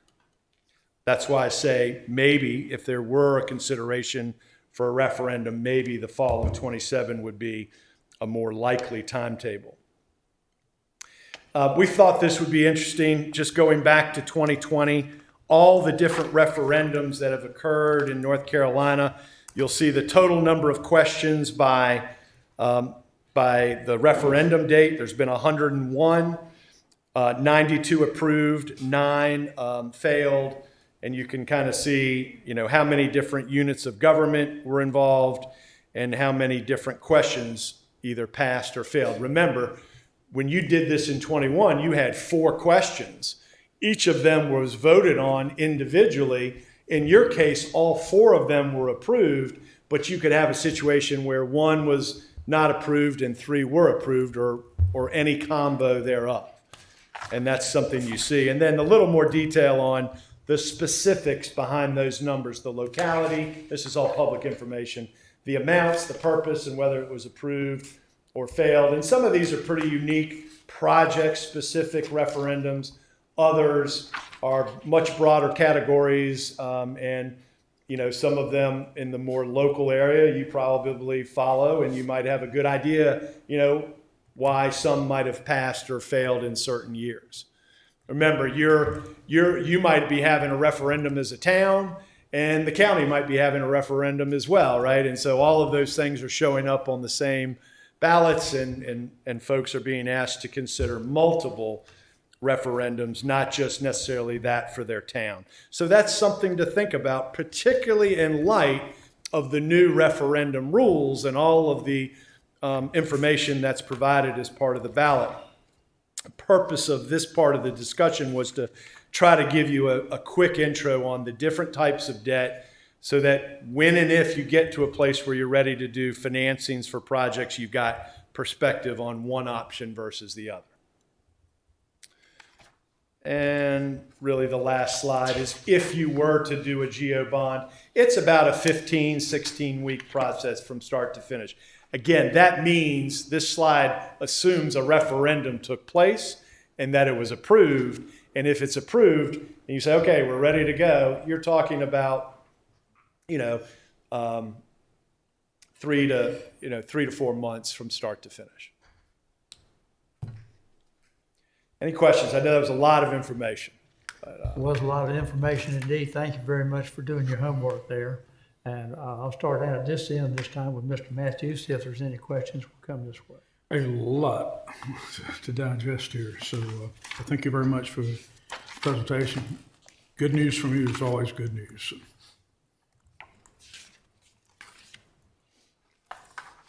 Ed, thank you again for the presentation. You've been coming here, I've been coming about 15 years, it seems like. And it's just always really good information. It's nice to have it updated, plugging the information in to see what future debt capacity to be. And I know somebody will always say, well, how come he's using 5% when interest rates are 4%? And you've explained that to us over the years, because that's called covering your backside to make sure you're covered in any scenario that may come up unexpected. And with what's going on in the economy nowadays, it's better to be safe than be sorry. So I appreciate that. I also want to let you know that Mr. Kennedy, who used to be up here with us, I told him y'all were coming, and he got excited, and Ms. Gibson has provided me information I'm going to take by his house so he can read.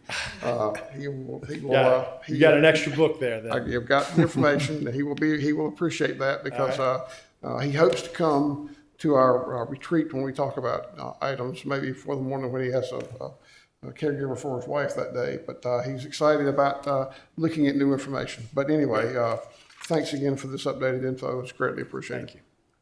Thank you. Mr. Stalin? No question. Mr. Dellinger? Yeah, thank you for the updated information. It's going to be invaluable as we kind of get into budget time and planning years out.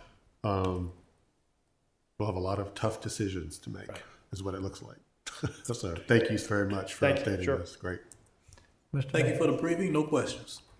Yeah, a lot of information, but as Mr. Dellinger said, it's good information, and we can only make decisions that are as good as the information we get. So thank you very much for what you're doing. Thank you. Okay, moving right along to number 2 under discussion is Capital Improvement Plan Horizon Project. Our sponsor is Ms. Sarah Warren, the Budget Director. And before we launch on it, I'm going to ask, if this takes over 15 minutes, we might take our little intermission, our little recess. It will take longer than 15 minutes. It will take longer than 15 minutes. Okay. So In if you that guys want case- to take a break. Well, in that case, let's go ahead and take a 10-minute recess. I had an official complaint last time when we went over 2 hours. So we're going to stop a little bit short this time. If you would be back in your place at 5 till 8, and we will resume with the next important presentation. Thank you.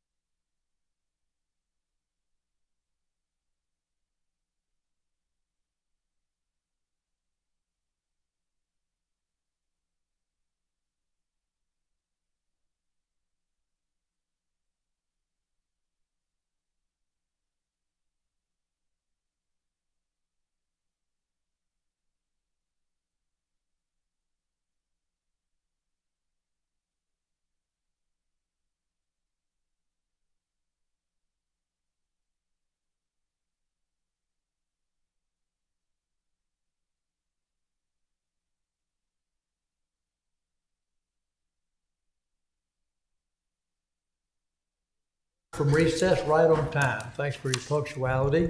We're back to agenda item F, discussion, and it's item number 2, capital improvement plan and Horizon project update from our budget director, Ms. Sarah Warren. Take it away.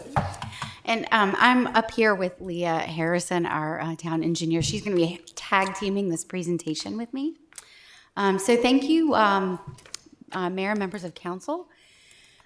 What we want to do today is provide information on identified capital project needs. So during the budget development process for FY26, we got some direction to start looking into our Horizon project list and start formulating some needs and identifying where those projects are going to be headed in the next few years. So that's really the purpose of today. We are going to just briefly overview what's currently in the CIP. We'll talk about our staff's process to review all of these projects, and then we're going to give you some project summaries.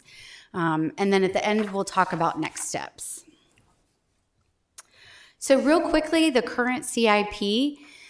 If you recall, Leah did a presentation a couple weeks ago on just project updates on the capital improvement plan. So these are all of the projects where there is work underway.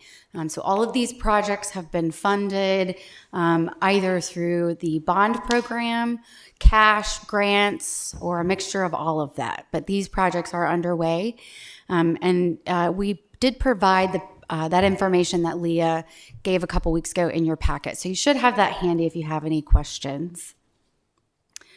We've also got a few projects that are going to be new projects. They're planned in the they are planned in the 2021 bond program, but we have not allocated funding to them yet. So we will be in the FY27-31 CIP. That includes a park master plan update, the Centennial Park Playground, Meadowbrook, future greenways, design work for the Lake Benson Boathouse, and then there's some money set aside for future street projects. We do want to just touch on Meadowbrook briefly. Right now, there's approximately $3.7 million in the 2021 bond program, beginning in FY28 to go towards that project.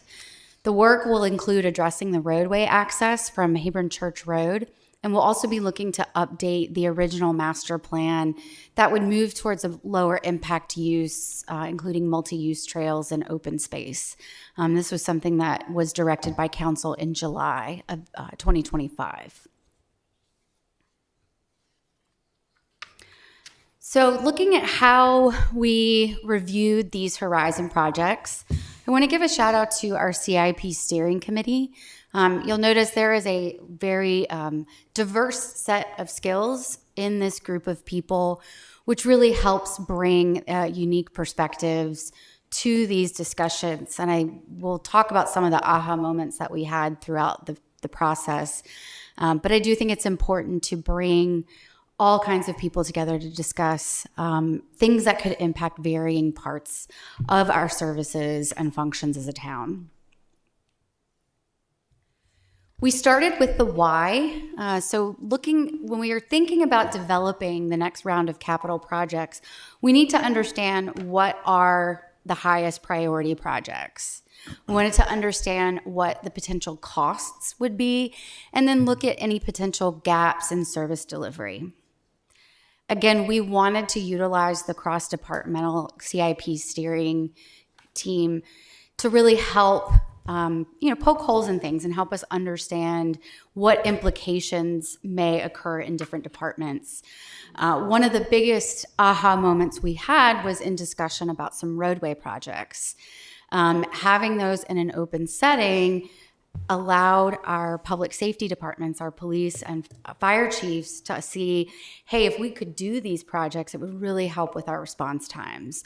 And then it could potentially impact future locations. So just having those conversations where they wouldn't normally happen was really beneficial.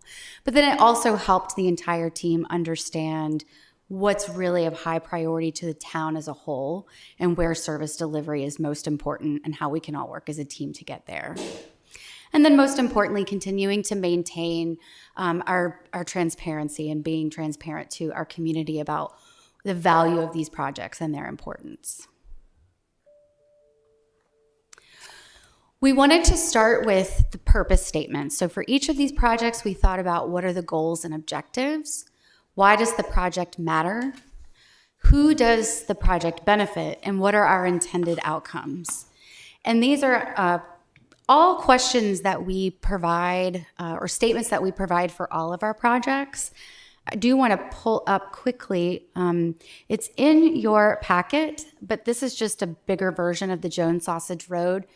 You can see here that we do include a project description. So we talk about what is the project, what is it going to do?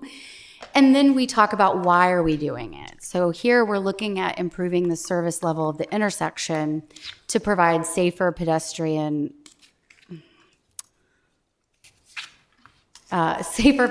connections for schools, neighborhoods, and additional places of interest. So we're really looking at trying to create some of these same statements for projects that are on the horizon. And finally, we also wanted to think about how are the residents going to feel about these projects? What things are important to them? How are they going to use the services provided by the project? And how are they going to respond to the benefit?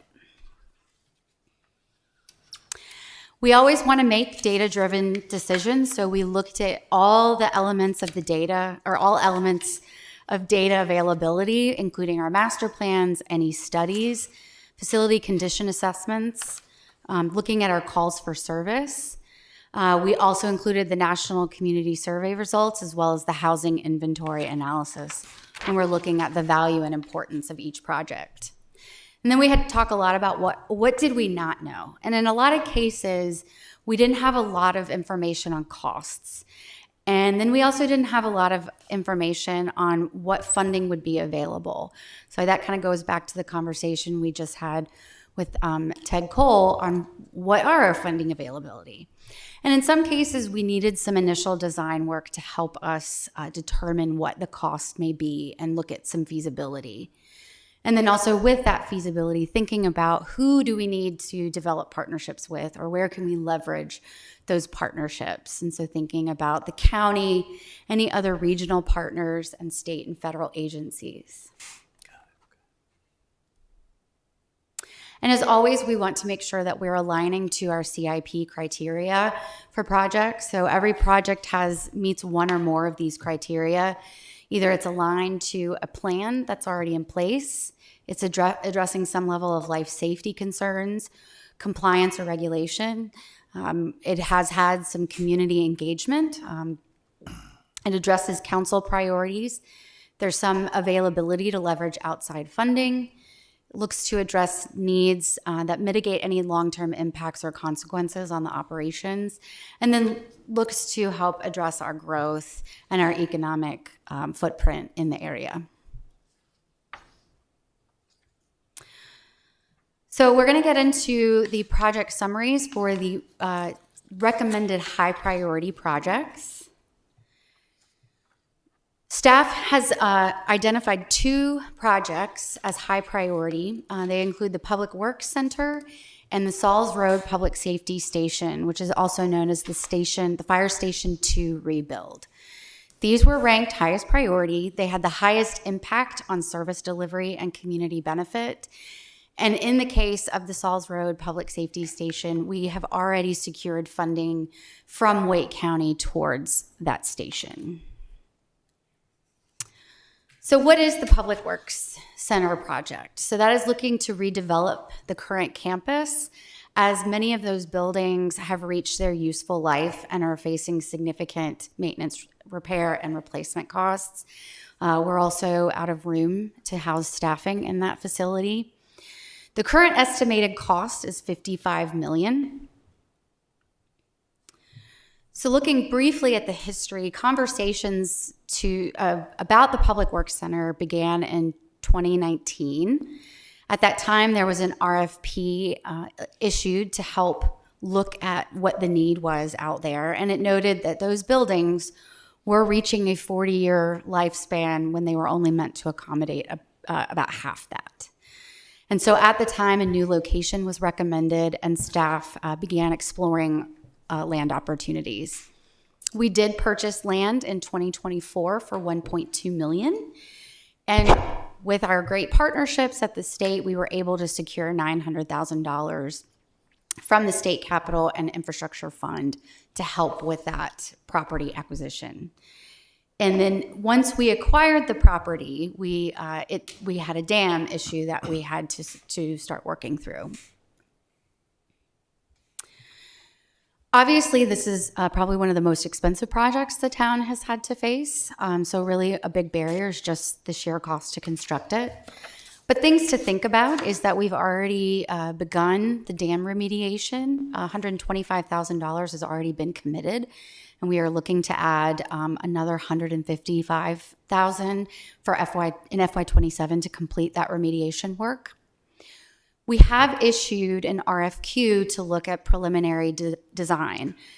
We determined that in order to really fine-tune that cost estimate and look at what the true scope of that project was going to be, we likely needed to start looking at what working with a consulting firm to do that preliminary design.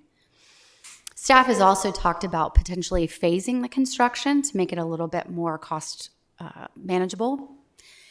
But then we also have looked at, as was presented by Davenport, the potential for additional tax increase to help with project financing.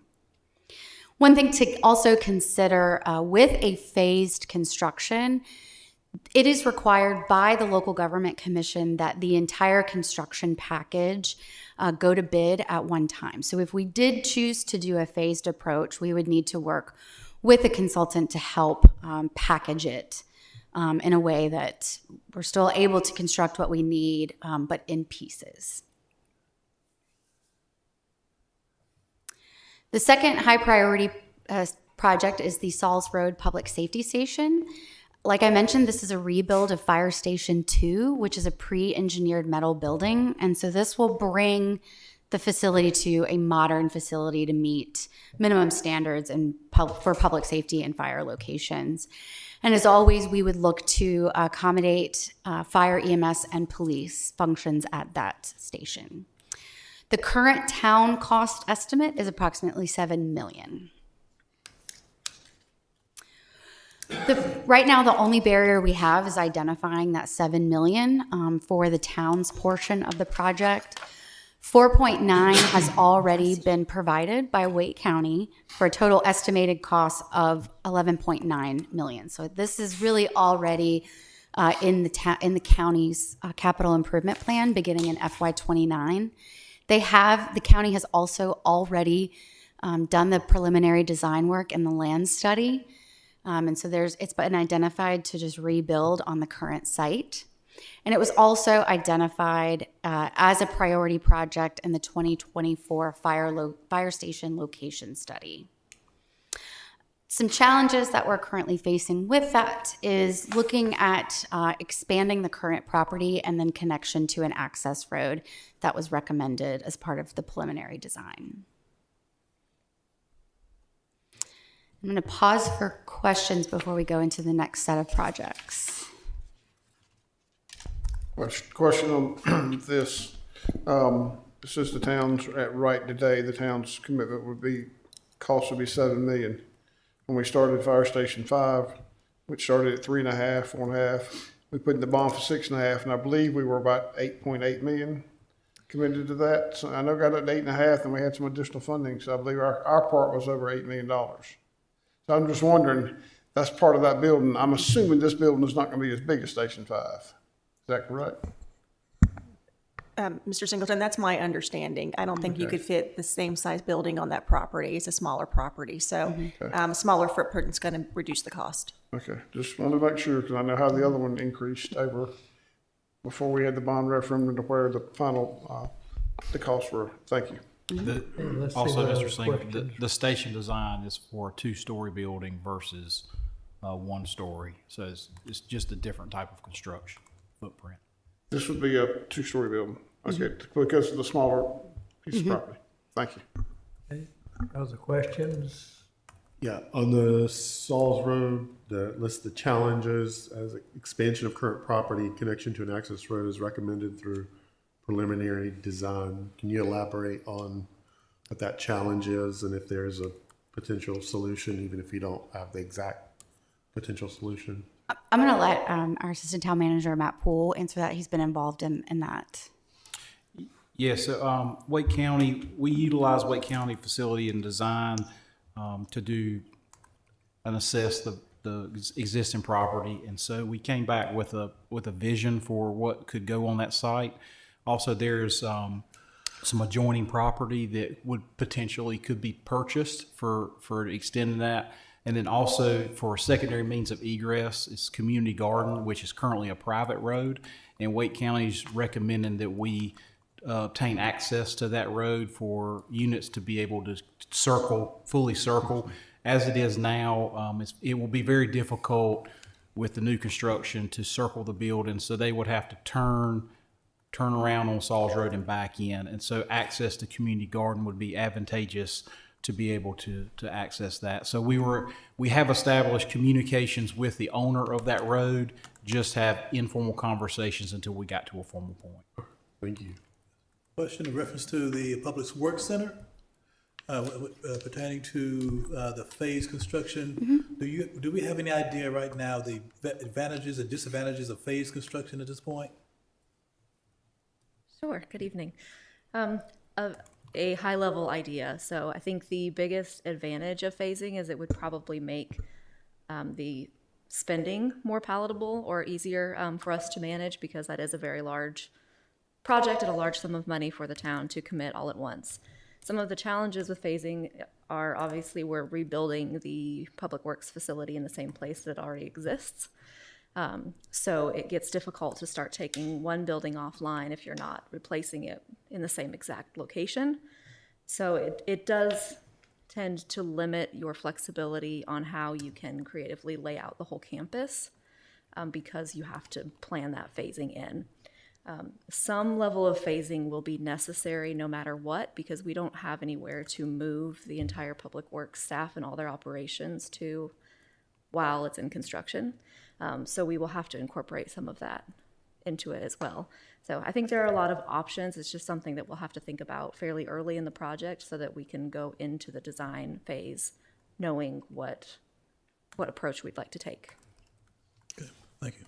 I have a follow-up question on that. So what's sort of the anticipated interruption or of service and difficulty of service delivery under both of those scenarios? I think just rule of thumb, you kind of rip the Band-Aid off and do it as quickly as possible to get it done versus, if you could do it in 2 years versus 4 or 5, it is probably better for everybody. And financing aside, I think the disruption is of a phase. I think that's one thing to look at is what's the impact on delivery of service. It is, right. There's either a shorter impact, but it's more impactful, or it's longer, but maybe easier to manage. I think some of it will depend on what outside areas we might be able to locate for Public Works to operate in the interim. We haven't really gotten far enough to explore what facilities might be available around town for them to utilize, but that will probably factor into that heavily. Thank you. All right, so on the far side here, we're thinking more about, as far as a priority, we're thinking more mechanical garage type stuff is needed more so than administrative, or are we at that point trying to figure what that priority would be? We haven't talked about priorities. What we are looking at for this project right now is to do everything. So really their administrative building needs to be redone. All of the, maintenance buildings, they need additional storage. So redoing what is there and then providing additional space for different things also. We've grown so much that what is currently at the Public Works facility is not really meeting the standards that they need it to meet anymore. So I would say we haven't prioritized necessarily or thought about timing of all of those different pieces. The request for qualifications that we have out now lists all of that as potentially part of this project, everything that we would like to see as part of it. And then once we start getting into design, we can decide what's really feasible for us to take on. Well, I have a question. Sure. If we talk about the Public Works Center, is it possible, or are you giving any thought to perhaps using some of that area down there, stormwater control on a regional basis related to the Main Street area? Is that even in the consideration? Sure, so I'll go back to where, that's not a great map, but you can see a little bit, you see the existing Public Works facility on the right there, and then it backs up to the property that was purchased that Sarah mentioned, which we refer to as the Peacock property. You can see the pond there that had the dam that was failing. So our intention at this point would be to utilize some of that area immediately adjacent to the existing Public Works facility to be able to expand their footprint.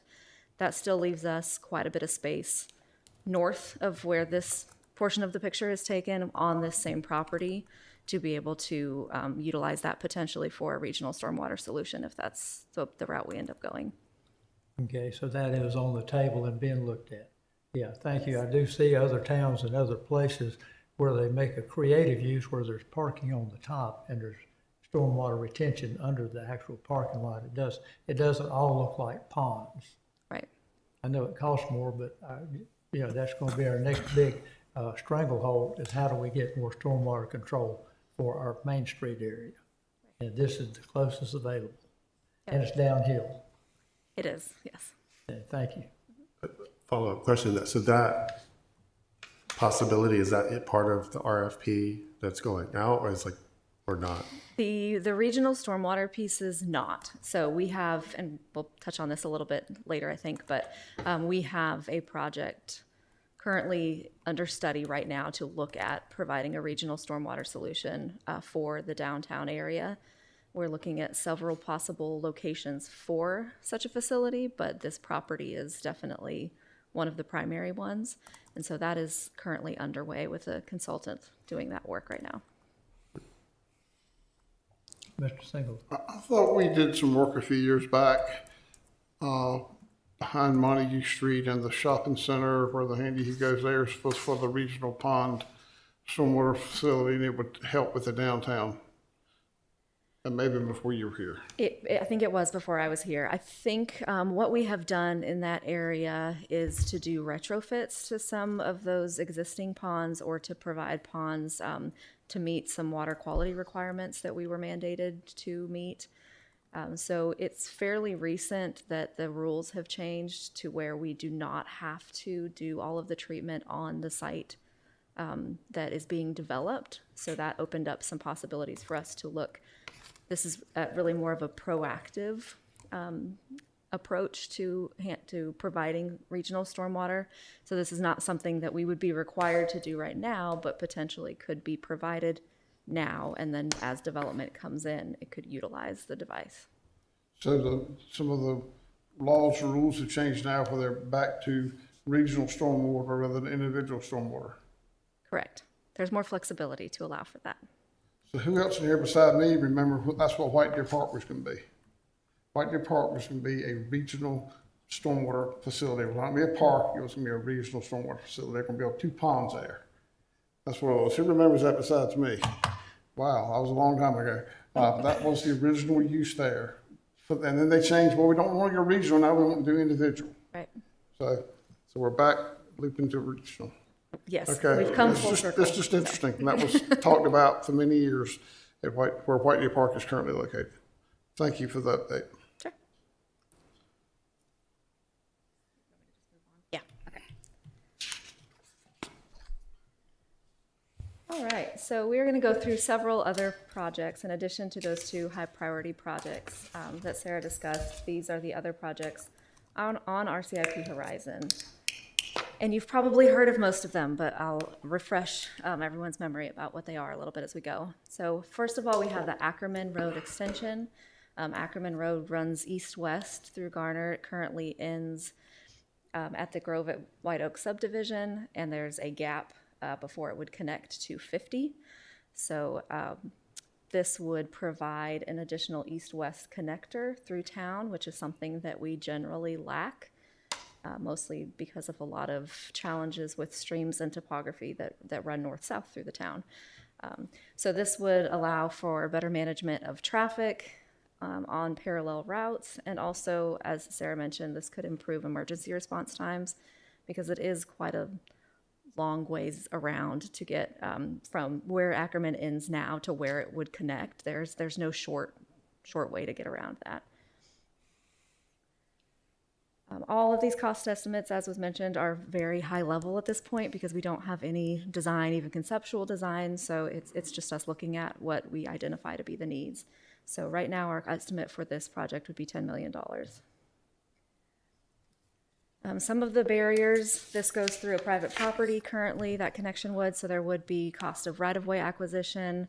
It does cross a stream and there are wetlands, so we have some challenges with permitting and just construction of a structure to appropriately traverse that.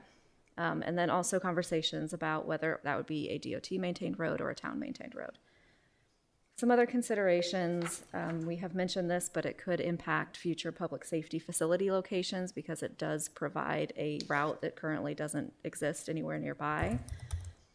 There also is potential for private development participation in this project. So we have talked with several people over the years who were interested in developing the private property that this would pass through.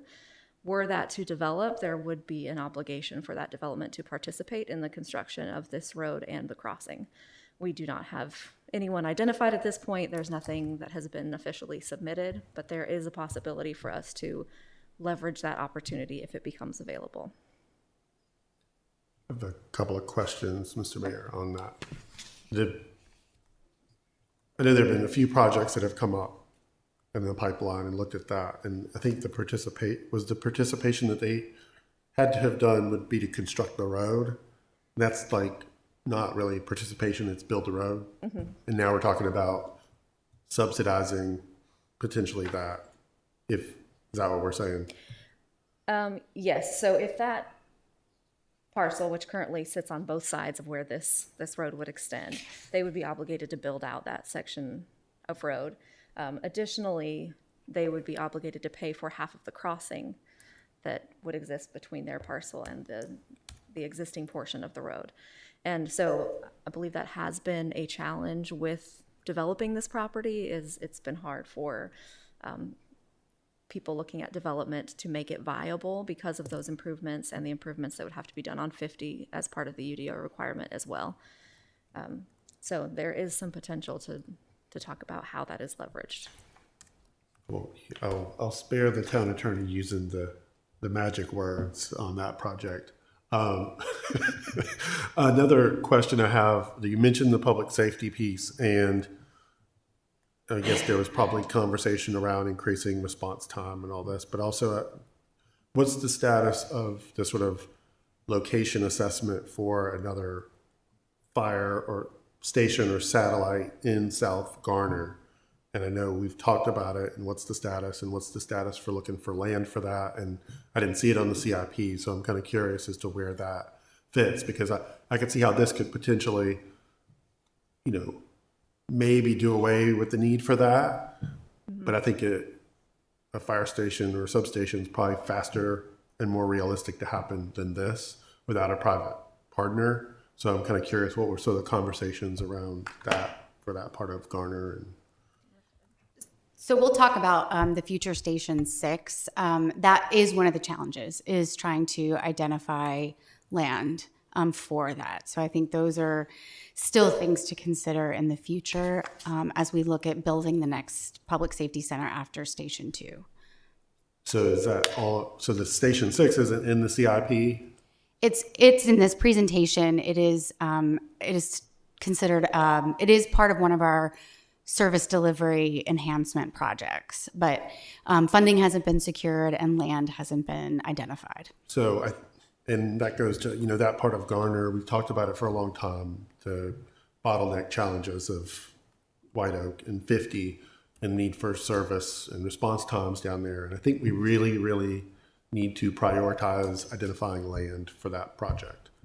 And I think we need, as we look through the lens of any projects that are in the pipeline or developers are coming to us, we need to be, our number one priority needs to be securing land for that facility.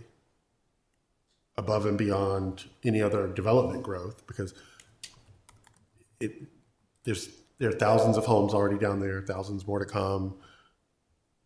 The traffic situation is not going to get any worse. And I have a little challenge note question. It was always said that when 40 opened and 540 opened, it would alleviate traffic on 50. It'd be interesting to see an analysis of, has that actually happened or has it maintained? Because if it's maintained, then again, it's going to only get bigger and bigger. So again, I say that to say we need to prioritize that land location for that part of town, and the options are shrinking every sort of month for finding that property. So I'd like us to make that a priority, or we'll run out of options, good options potentially.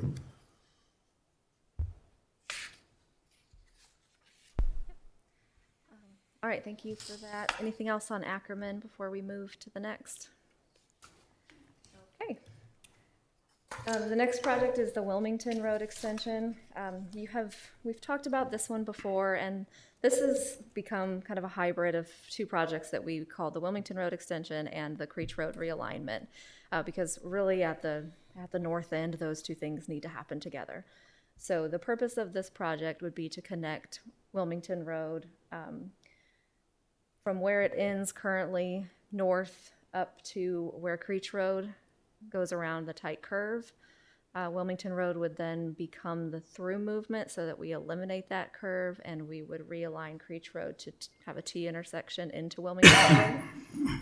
So a combination of purposes. The realignment purpose is mostly to eliminate that curve for safety reasons.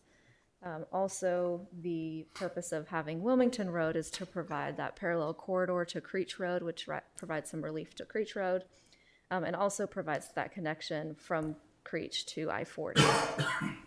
There are a couple of other benefits to this, including opening up opportunities for public transportation. So this does give us the opportunity to have a circular route. We have a path between Creech Road and Wilmington Road so that we could look at additional transit opportunities, especially in an area that we have a lot of development coming in and a lot of development that is focused on affordable housing and would be well served by public transportation. The estimated cost for this portion at this time is $11 million, and we'll talk about this a little bit, but there's kind of a lot of variables in that. But work-wise, this includes building a portion of Wilmington Road that does not currently exist, building a bridge over a rather large stream and wetlands that it would have to cross, and then realigning that portion of Creech Road, so building that section as well. Some barriers, we talked about constructing the bridge. That, of course, requires a lot of permitting following federal and state regulations. It's also costly. Additional considerations, we've talked about a couple of these, but an important thing to note is that we do have approved development in this area that is completing a section of Wilmington Road. It is not yet constructed, but that project is fully approved and has started construction. And they will construct a portion of newly aligned Creech Road and have contributed to the cost of the stream crossing. So we do have some existing funding and work toward this project being completed by a private partner.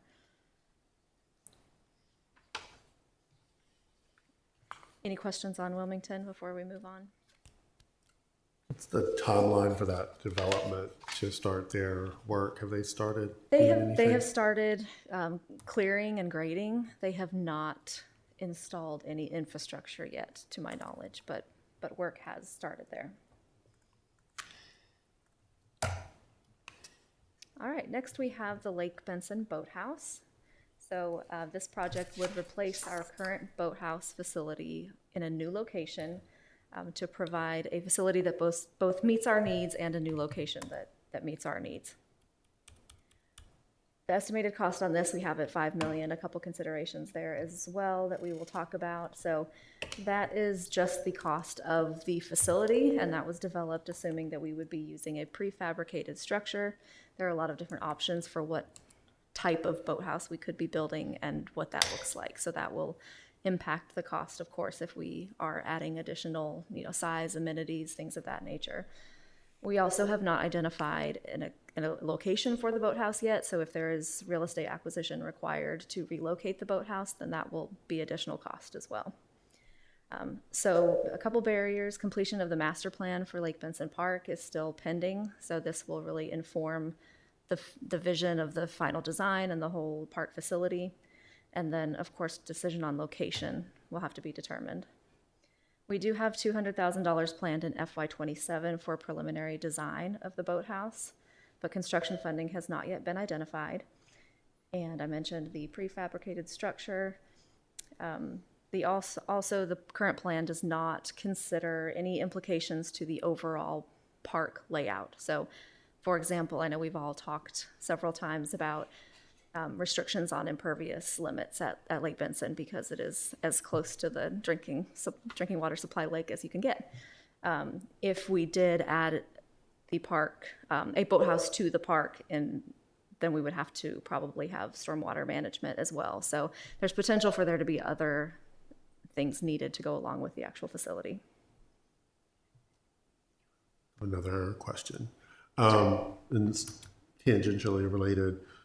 Because what's the sort of progress for the Greenway on Buffalo Road? Because I know that at one point there was talk of potentially using this site as some of the impervious surface stormwater management or something like that. So what's sort of the status of the Greenway and how it would align with any sort of site design for post boathouse movement? Sure. So the Greenway is in design.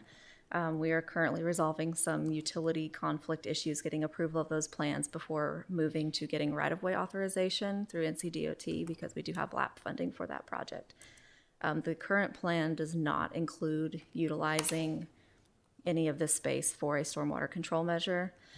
We are handling that sort of along the corridor instead of having a device as part of the Greenway construction. We also looked, as part of the Greenway design, that spurred some of this conversation about relocating the boathouse, because if you recall, we would have had to route the trail around the boathouse where it currently sits. So the decision was made to pursue building the Greenway without accommodating the existing boathouse because we know we want to move it. Yeah. Thank you. Sure. Touch on the boathouse. So this is again another flashback, but in the early 2000s, when Ms. Todd was manager, we had it before us in the budget to relocate the existing boathouse at the time, which is the same boathouse as it is now, and it included purchasing a piece of land across the lake, and the budget was $250,000. And back then, this was early 2000s, we like, wow, people will lose their mind if we do that, and we didn't do it. Hindsight's 2020, but that was, who knew? That was a balloon opportunity, but that was before us at one time. $250,000, that included the land and everything. Yeah, that's not going to get us very far now, unfortunately. We could even, no, it's not. But I'm just saying that's the difference in the decision back then, what we didn't project where we are now. Yep. Anything else on the boathouse? And I will pass it back to Sarah. So the next project on the list is the Avery Street renovation. The project scope currently is updating the restrooms at the rec center and then renovating the Avery Street annex. There's some building requirements as well as a lot of ADA compliance issues. We're currently looking at a $3 million cost for that. The biggest issue here is that we currently have an agreement with the school system for them to use the facility. So that is and really they're using the annex portion, so not the gym rec center portion, but the rest of the campus. So we would have to work with them about their use of it if we wanted to go in and do some renovations. There's also some historical designations on part of that property. So what we are looking at is we've got a very old building it's in need of a lot of repair, but we also have an outside partner that's using it.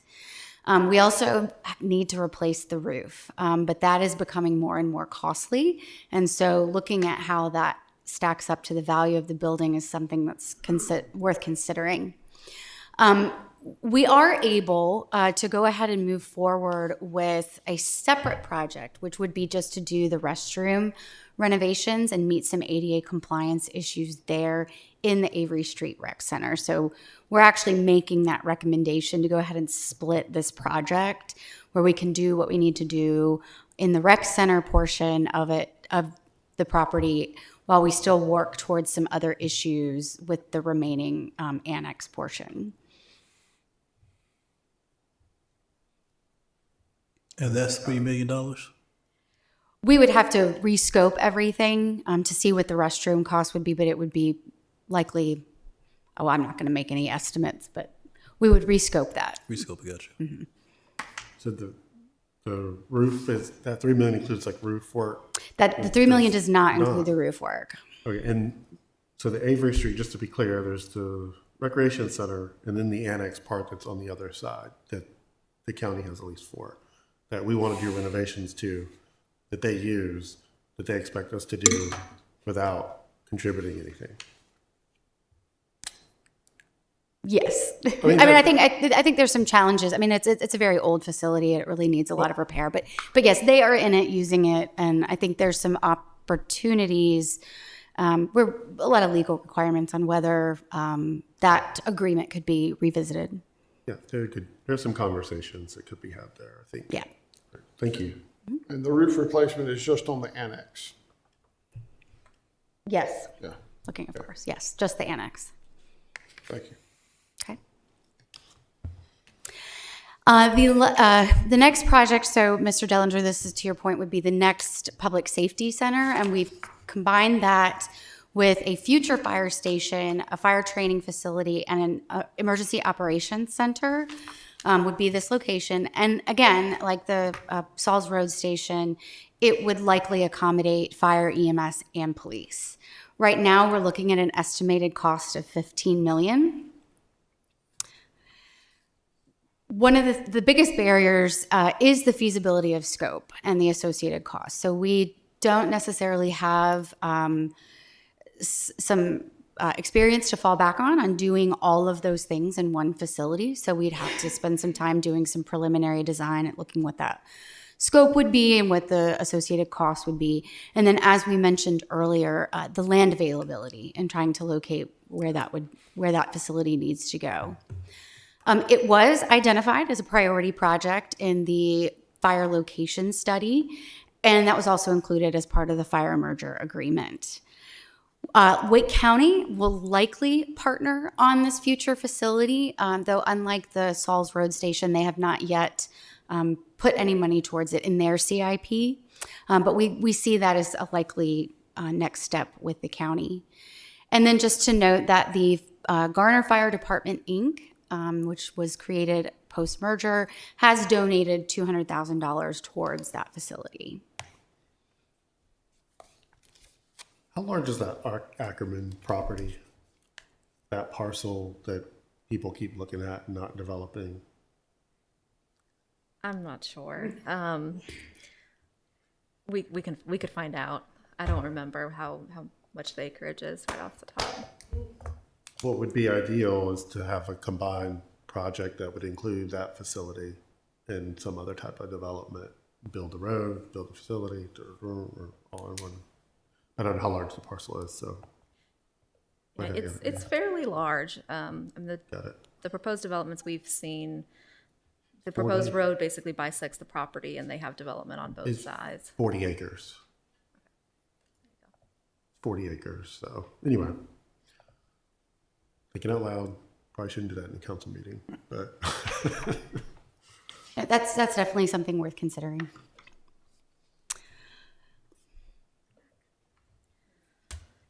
All right, back for one more. So stormwater infrastructure, this is a lot of different things, all things stormwater together on one slide. So as you all are aware, we have been working through a stormwater infrastructure assessment that is really intended to inform what stormwater projects we need to complete over the next several years.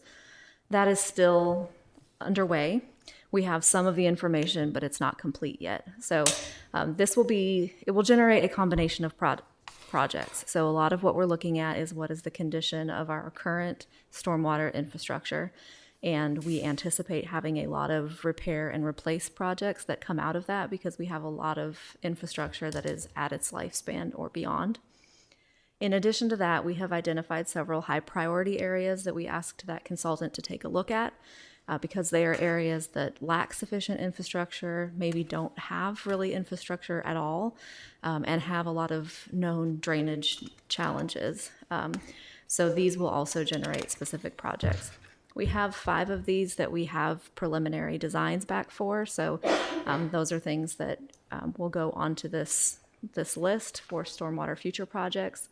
And then the 6th identified project that you see there is the regional downtown stormwater, which we talked about a little bit, but we could talk about more if you would like to. A few considerations for stormwater infrastructure. We have discussed that the potential adoption of a stormwater utility could provide an ongoing funding mechanism for stormwater projects and stormwater maintenance and all things stormwater. So we will be talking more about that in the near future. You see the projects that have been identified so far, but we definitely have a lot more needs for cost estimates and additional analysis to identify further projects. Can I ask a specific question about, it's Curtis Street, not Curtis Drive, right? I'm just curious if there's a difference. I don't know, because Curtis Drive, is it Curtis Drive or Curtis Street? I think street is correct. Okay. I'm just saying, it's back there where they're going to be redoing North Garner. Does that have anything to do with that? I mean, I'm just on Curtis Drive. Mm-hmm. I'm just curious. I mean, you're talking about a stormwater case. Is that has anything to do with the block that's North Garner that's going to be redone? That's why I'm asking. Yeah, these are just specific locations that we have responded to, drainage complaints, and we knew that there needed to be something done, but we have not had projects or had funding to do the projects to provide those solutions. So we do have, and I can definitely provide some more information about what exactly those proposed projects look like. But they all address, a lot of them are in older areas where there really was not a lot of infrastructure. You have a lot of streets without curb and gutter that maybe had roadside ditches and a few pipes to outfall the water at some point. And so there's really just not enough management of the water to keep it off of private property. Okay. I was just asking about that because we had that discussion here when the North Garner project was in front of us. We specifically talked about, Mr. Dellinger beat that horse over about the stormwater, and he was right because the question's been because of the slope of the land. So I'm just assuming this has nothing to do with that. Right. Okay. All right. Thank you. Yeah, that may be something else to look at as well. It's its own issue. But Okay. All right. Yeah, I noticed all these are older places, no curb and gutter. Yes. Thank you.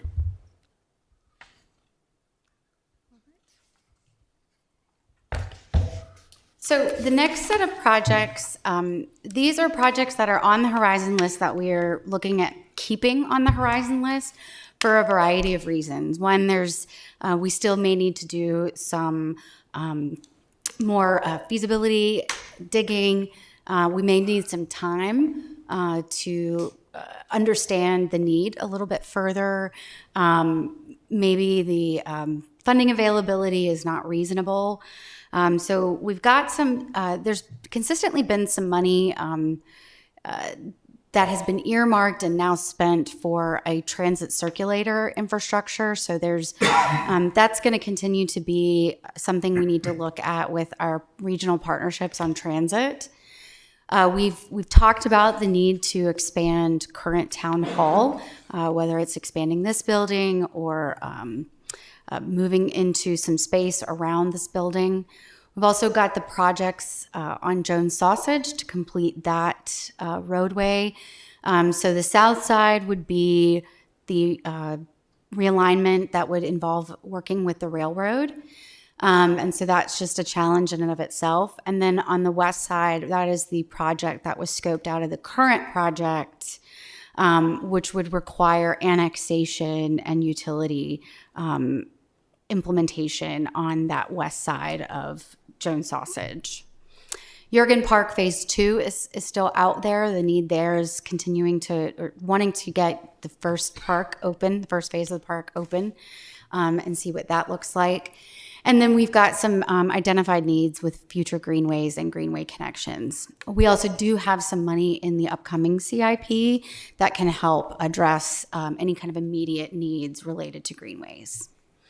And then two other things to think about is we've got the Jurgen Homestead on the Jurgen property. Right now, the FY27 budget will include some funding to meet some of the state requirements on the regulations for that homestead, but any kind of future use that council has desires for, we would need to work through and consider. Same with the future of the Rand Bryan House. So those are just two other projects that are worth thinking about in the long term. Any questions on these items or other projects that we've presented to you tonight? I'm just curious about the Horizon Project, Jones Sausage Road South. How did you come up with the estimate of 15 million? Leah did it. I'm sorry, ma'am. So this came from some preliminary design work that we did before we started further design on the phase that is under design now. So we took a look at the kind of whole corridor. I think also this is a project that we know the town would not do on its own. So we are anticipating that that could likely or potentially be our contribution to the project. The entire cost would be greater because it does require going over the railroad and realigning all the way down to 70. So this is one that we will definitely be looking for partner funding for. Thank you for the clarification. Sure. Any other thoughts, questions?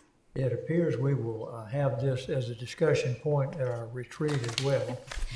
Is that correct? Yes, so the next steps is we will be bringing this back to the retreat to really get you guys moving, get you up and moving, prioritizing things, and then look at funding options and where council has some desires to move some things forward in either the upcoming CIP or in future years. We've heard there may be one to add when we think about some land acquisition, so we can certainly add that to the list of things to prioritize at that retreat as part of the discussion. Excellent. Great presentation. A lot of work to be done, a lot of decisions to be made. Thank you for bringing it up. Look forward to seeing you at the retreat. Thank you for your time. And I do want to also thank all of our CIP steering committee. We couldn't have done it without all of them and all of their time and energy and dedication. So I just want to say thank you. Some of them are out there in the audience. Nothing to the $1 billion wouldn't handle. Hey, thank you very much. And I believe the next item is number 3 on the discussion list. It has to do with Affordable Housing Task Force final recommendations. And our sponsor is our town manager, Jody Miller. Yes, good evening, Mayor, members of council. I'm going to turn this over to Mr. Vance, who was the chair of our Affordable Housing Task Force, to make a few introductory remarks. And then myself and Assistant Manager John Hodges is going to review the recommendations, the final recommendations from the Housing Task Force with the council.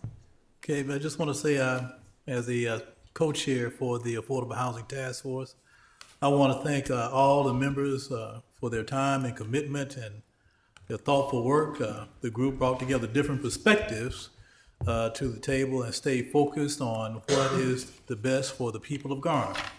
And I'm proud of the respectful and collaborative way the task force worked through the challenging issues, including both the creation of a new affordable housing and preservation of existing home, the creation of new affordable housing and preservation of existing homes. The recommendations shared today reflect a careful consideration and practical approach to the town's role. It has been my honor to serve as the co-chair again, and I believe this work provides a strong foundation as the town moves forward with the new Housing and Community Development Specialist position. and our continued commitment to our housing affordability. Obviously, thank you all for all the hard work. It's been a long journey, but I believe that we have reached a great point for the town to move forward positively in the area of affordable housing. Thank you, Mr. Vance. As I mentioned before, Mayor and Council, this information this evening is provided for your information, an opportunity for us to share the recommendations that were coming out of the Affordable Housing Task Force, with an opportunity for Council to have more discussion and to provide guidance and direction at your February retreat. So let me just spend a few moments bringing everybody up to speed on the work that was accomplished this fall. If you recall, back in August, during your August work session, Council endorsed re-engaging our Affordable Housing Task Force under 3 topic areas. First was resource investment, with the resource investment focus looking at answering the question, what should be the role of the town in affordable housing? The second area of focus was partnerships and collaboration, recommending strategies for engaging with the development and not-for-profit communities to support affordable housing initiatives in Garner, and then community engagement, a goal of developing and implementing a strategy for community engagement focused on affordable housing. And so once Council endorsed re-engaging the Affordable Housing Task Force on these specific areas, we met from October to December of this past year. And what you have before you is a consensus of the recommendations from these 3 topic areas from the task force.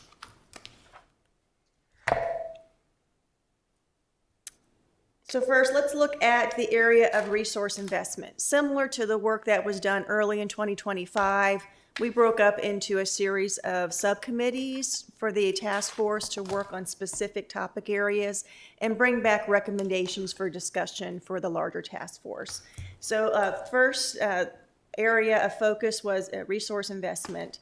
And we really spent a lot of time in the resource investment work group. I was a part of that, Mr. Vance was a part of that, and Mr. Carson was part of that, talking about what are some guiding principles in terms of the town's role in affordable housing?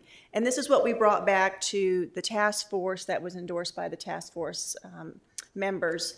The town's role in affordable housing looks at support and facilitating private investment in affordable housing, making sure that we serve as a liaison on affordable housing projects that are coming into our community, facilitating affordable housing opportunities that focus on, in particular, town employees, active duty military, and veterans, assisting with maintaining our existing housing stock by implementing housing and neighborhood preservation strategies with partners and stakeholders, coordinating town infrastructure projects that support affordable housing in conjunction with other town departments, manage affordable housing community engagement initiative work, working with our communications team to do that, tracking and reporting data on affordable housing annually in the town, and then advocating for housing initiatives and projects. So those were the areas where recommendation came from the task force. When we think about what is the appropriate role for the town to play in terms of affordable housing, these are the areas of support and strategies that were recommended. In addition to that, creating a more permanent advisory committee also came from the task force. The task force was created to provide some specific guidance and priorities over a short period of time, and it was designed to bring a group of people together to help council focus on areas of direction regarding affordable housing. But as we all know, affordable housing is an ongoing challenge and it's an evolving challenge. And so thinking about this in terms of how do we continue to have these discussions, understand the needs and opportunities in our community, and make recommendations to council, it was the recommendation of the task force that we create a permanent advisory committee to help provide guidance and recommendations on housing affordability issues and preservation issues. In addition to creating an advisory committee, staffing resources came up as another recommendation. We talked a lot about that this past fall, with a recommendation coming forth at your December meeting to create the Housing and Community Development Specialist position. I'm excited that the council approved that position. It's been posted, and we're actually now in the process of starting to interview for that position. A lot of the recommendations that you'll see before you this evening that are coming from the task force, that's going to be a key position in supporting and implementing a lot of these recommendations moving forward. And then the final area under resource investment is looking at leveraging financial and operational services. We know that we can't do this by ourselves and that there are key partnerships that help us be successful in affordable housing opportunities, continuing our partnerships with Wake County, Preserving Home in terms of our housing preservation, our work with Habitat for Humanity, looking at other possible partnerships with land trusts, and others that, other opportunities and other organizations out there that will help us maintain affordable housing within the town. So I'm going to turn the Partnerships and Collaboration Committee over to John to share with you the recommendations from that committee. So John? Thank you, Ms. Miller. As Ms. Miller said, our second subcommittee was Partnerships and Collaboration, and there were several areas that we focused our conversations on. One was affordable housing developers. So the recommendation there is to continue working with developers of affordable housing to support their projects coming into Garner. The recommendation was to focus on the development pipeline, so projects that we may be aware of that have some potential to have affordable elements, and also on the Horizon projects that were included in the Garner Housing Inventory Analysis. As you may recall, we had a Horizon category in that inventory because there was some interest from some housing developers of affordable housing to do projects, but they were not far enough along for us to consider them approved or count them in our work, and so they were included as Horizon projects. So we would continue to work with those developers who understand the development of affordable housing to bring those projects forward. There was also a focus on working with the traditional developers. We did a focus group with traditional developers early last year, and some of that information has been shared with council, but trying to determine what are best ways to include the traditional developers in this. And one specific recommendation was the development of a housing fund that could receive contributions from developers and others. And so we'll be working this year with our legal services and finance department to figure out the structure for that fund and create it so that it's available for us to use. One idea that was discussed was also a cash out option for developers who've committed to affordable units in market rate developments, so the investments can be targeted for strategic opportunities. I think for a while we were asking or expecting of developers to make some contribution of units to be some level of affordability. I think in discussions that the task force had and subsequent discussions that council had, I think we've realized that we may not be moving the needle as much as we had hoped by having some of those things sprinkled in market developments, and we don't see that as a long-term sustainable way to address housing. So taking an example of a project that our neighbors in Raleigh did, where an original commitment was made for some affordable units in a market rate project, but Raleigh evaluated and determined that potentially having an opportunity to have, let that developer cash out that commitment and the town be able to use, the city in Raleigh's case, be able to use those dollars in other places might be more advantageous to Raleigh. So we wanted to further investigate that to see if any of the existing commitments we have in market rate projects would be good candidates for that. And then also partnering with Habitat for Humanity or other entities to develop affordable for sale units in market rate development. So one of the conversations that came out of our work with Habitat was for single family developments or townhome developments, if there was an interest from the developer to provide lots for development, partners like Habitat can go in and develop 1, 2, 3, 4, whatever the units would be, intermingled within the market rate for sale the development. And so we want to pursue opportunities there for any of our development partners who might want to provide lots to entities like Habitat. And then lastly, preserving home and our housing preservation strategy. It was noted that the preservation strategy is important to maintain our housing affordability and home ownership, and we've talked a lot about that over the last couple of years, and we've had an investment focus with our partners at Preserving Home. And so we would continue working with them to reduce the number of Garner homes on the waiting list. Council's additional contribution to them is helping with that. But as you heard in the report back in November, we still have a ways to go before we have reduced that wait list. And then also looking at other housing preservation strategies to focus resources on some of our naturally occurring affordable housing. And there was a recommendation for us to do some more proactive work using surveys, mapping, and other tools that we have to try to help prioritize and predict the likelihood of where some of the preservation work might need to be done prior to applications being received by entities like Preserving Home. So I'll turn it back over to Ms. Miller for the Community Engagement Subcommittee. Thank you, Mr. Hodges. The final topic area that we focused on this past fall was community engagement. This committee was chaired by Mr. Dellinger, and Ms. Joseph and Ms. Johnson were members of that committee, as well as Ms. DeCarninas was part of that committee as well. And so some of the recommendations brought forth from that committee looked at developing a model for community engagement, specifically creating a plan and a timeline for what this engagement looked like for the community, and prioritize listening sessions with the faith community was one of the first recommendations that came from this committee in terms of kicking off the engagement efforts. Also, determining messaging and outcomes, looking at opportunities to draft key messages for promoting the engagement efforts. How do we get people engaged? How do we let them know that we're doing this work? Adopting a listening first approach and framing conversations that prioritize community perspectives, looks at data like our National Community Survey, as well as our housing inventory analysis as well. And then look at connecting affordability challenges to the local realities of the market, including residents outside the town limits who also interact with Garner services. And then ensure that messaging reflects Garner's needs and initiatives. As council recalls, we did commission that inventory report that had data specific to the town of Garner, and making sure that we were providing information regarding our specific needs and opportunities. Making sure that any engagement efforts really focused on diverse audiences and looking at including our residents, but also those in the workforce sectors.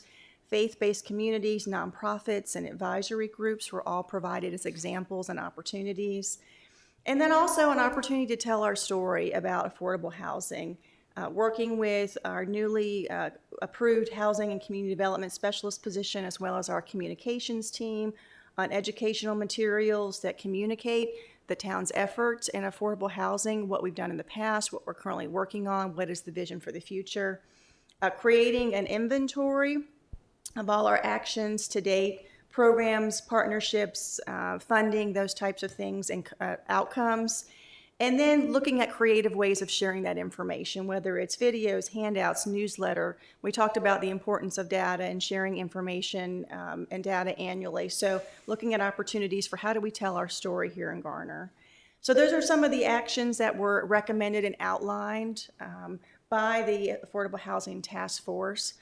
It was a great pleasure to be able to serve on that task force and work with Mr. Vance and Mr. Dellinger and the rest of the task force members in order to help provide recommendations and guidance to council as we continue to work on affordable housing programs and journey together. So I'll turn it over to Mr. Vance for some closing remarks and then be available for any questions that council may have. So Mr. Vance? Again, I would just say it was a great opportunity to work with some great people.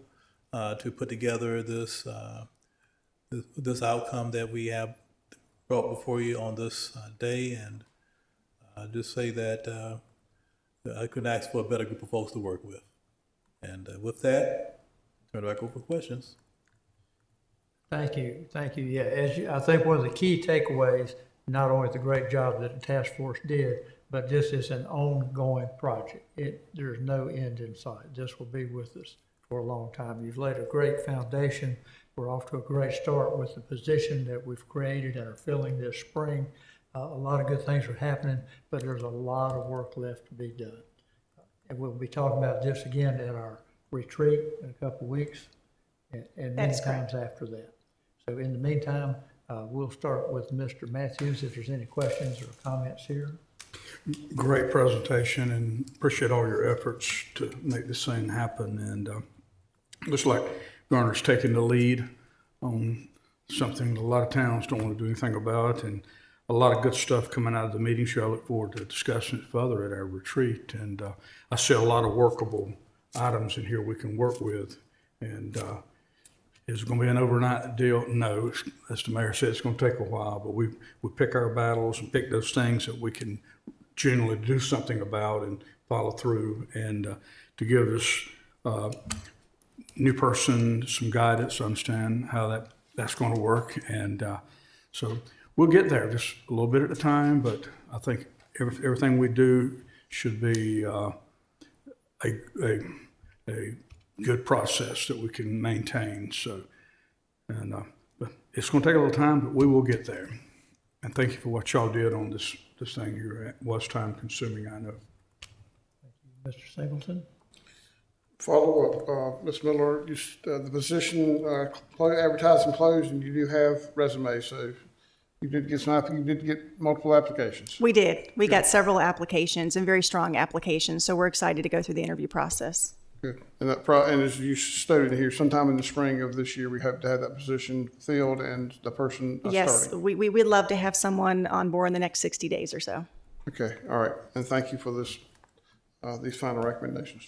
Yeah, a very concrete step, a very important one. Mr. Stallings? What is the timeline for establishing the Affordable Housing Advisory Committee? I would foresee that actually being one of the first things when our new staff person gets on board. When we talk about their priorities and work plan, I would see that being one of the first ones. We've been able to make sure we've got the staffing for the position. The next step would be then what is the vision for that advisory group, and being able to bring that back to council for further discussion and endorsement. I don't know the sentiments of my colleagues, but would it be possible for that to be something we could discuss at our retreat as possibly getting established before that position is hired? We could certainly add that. We're going to talk about the recommendations, and we can certainly talk about that further, and we can provide some information and guidance as to what it would take from a staff workload perspective in order to do that. So happy to do that. Okay. Mr. Dellinger?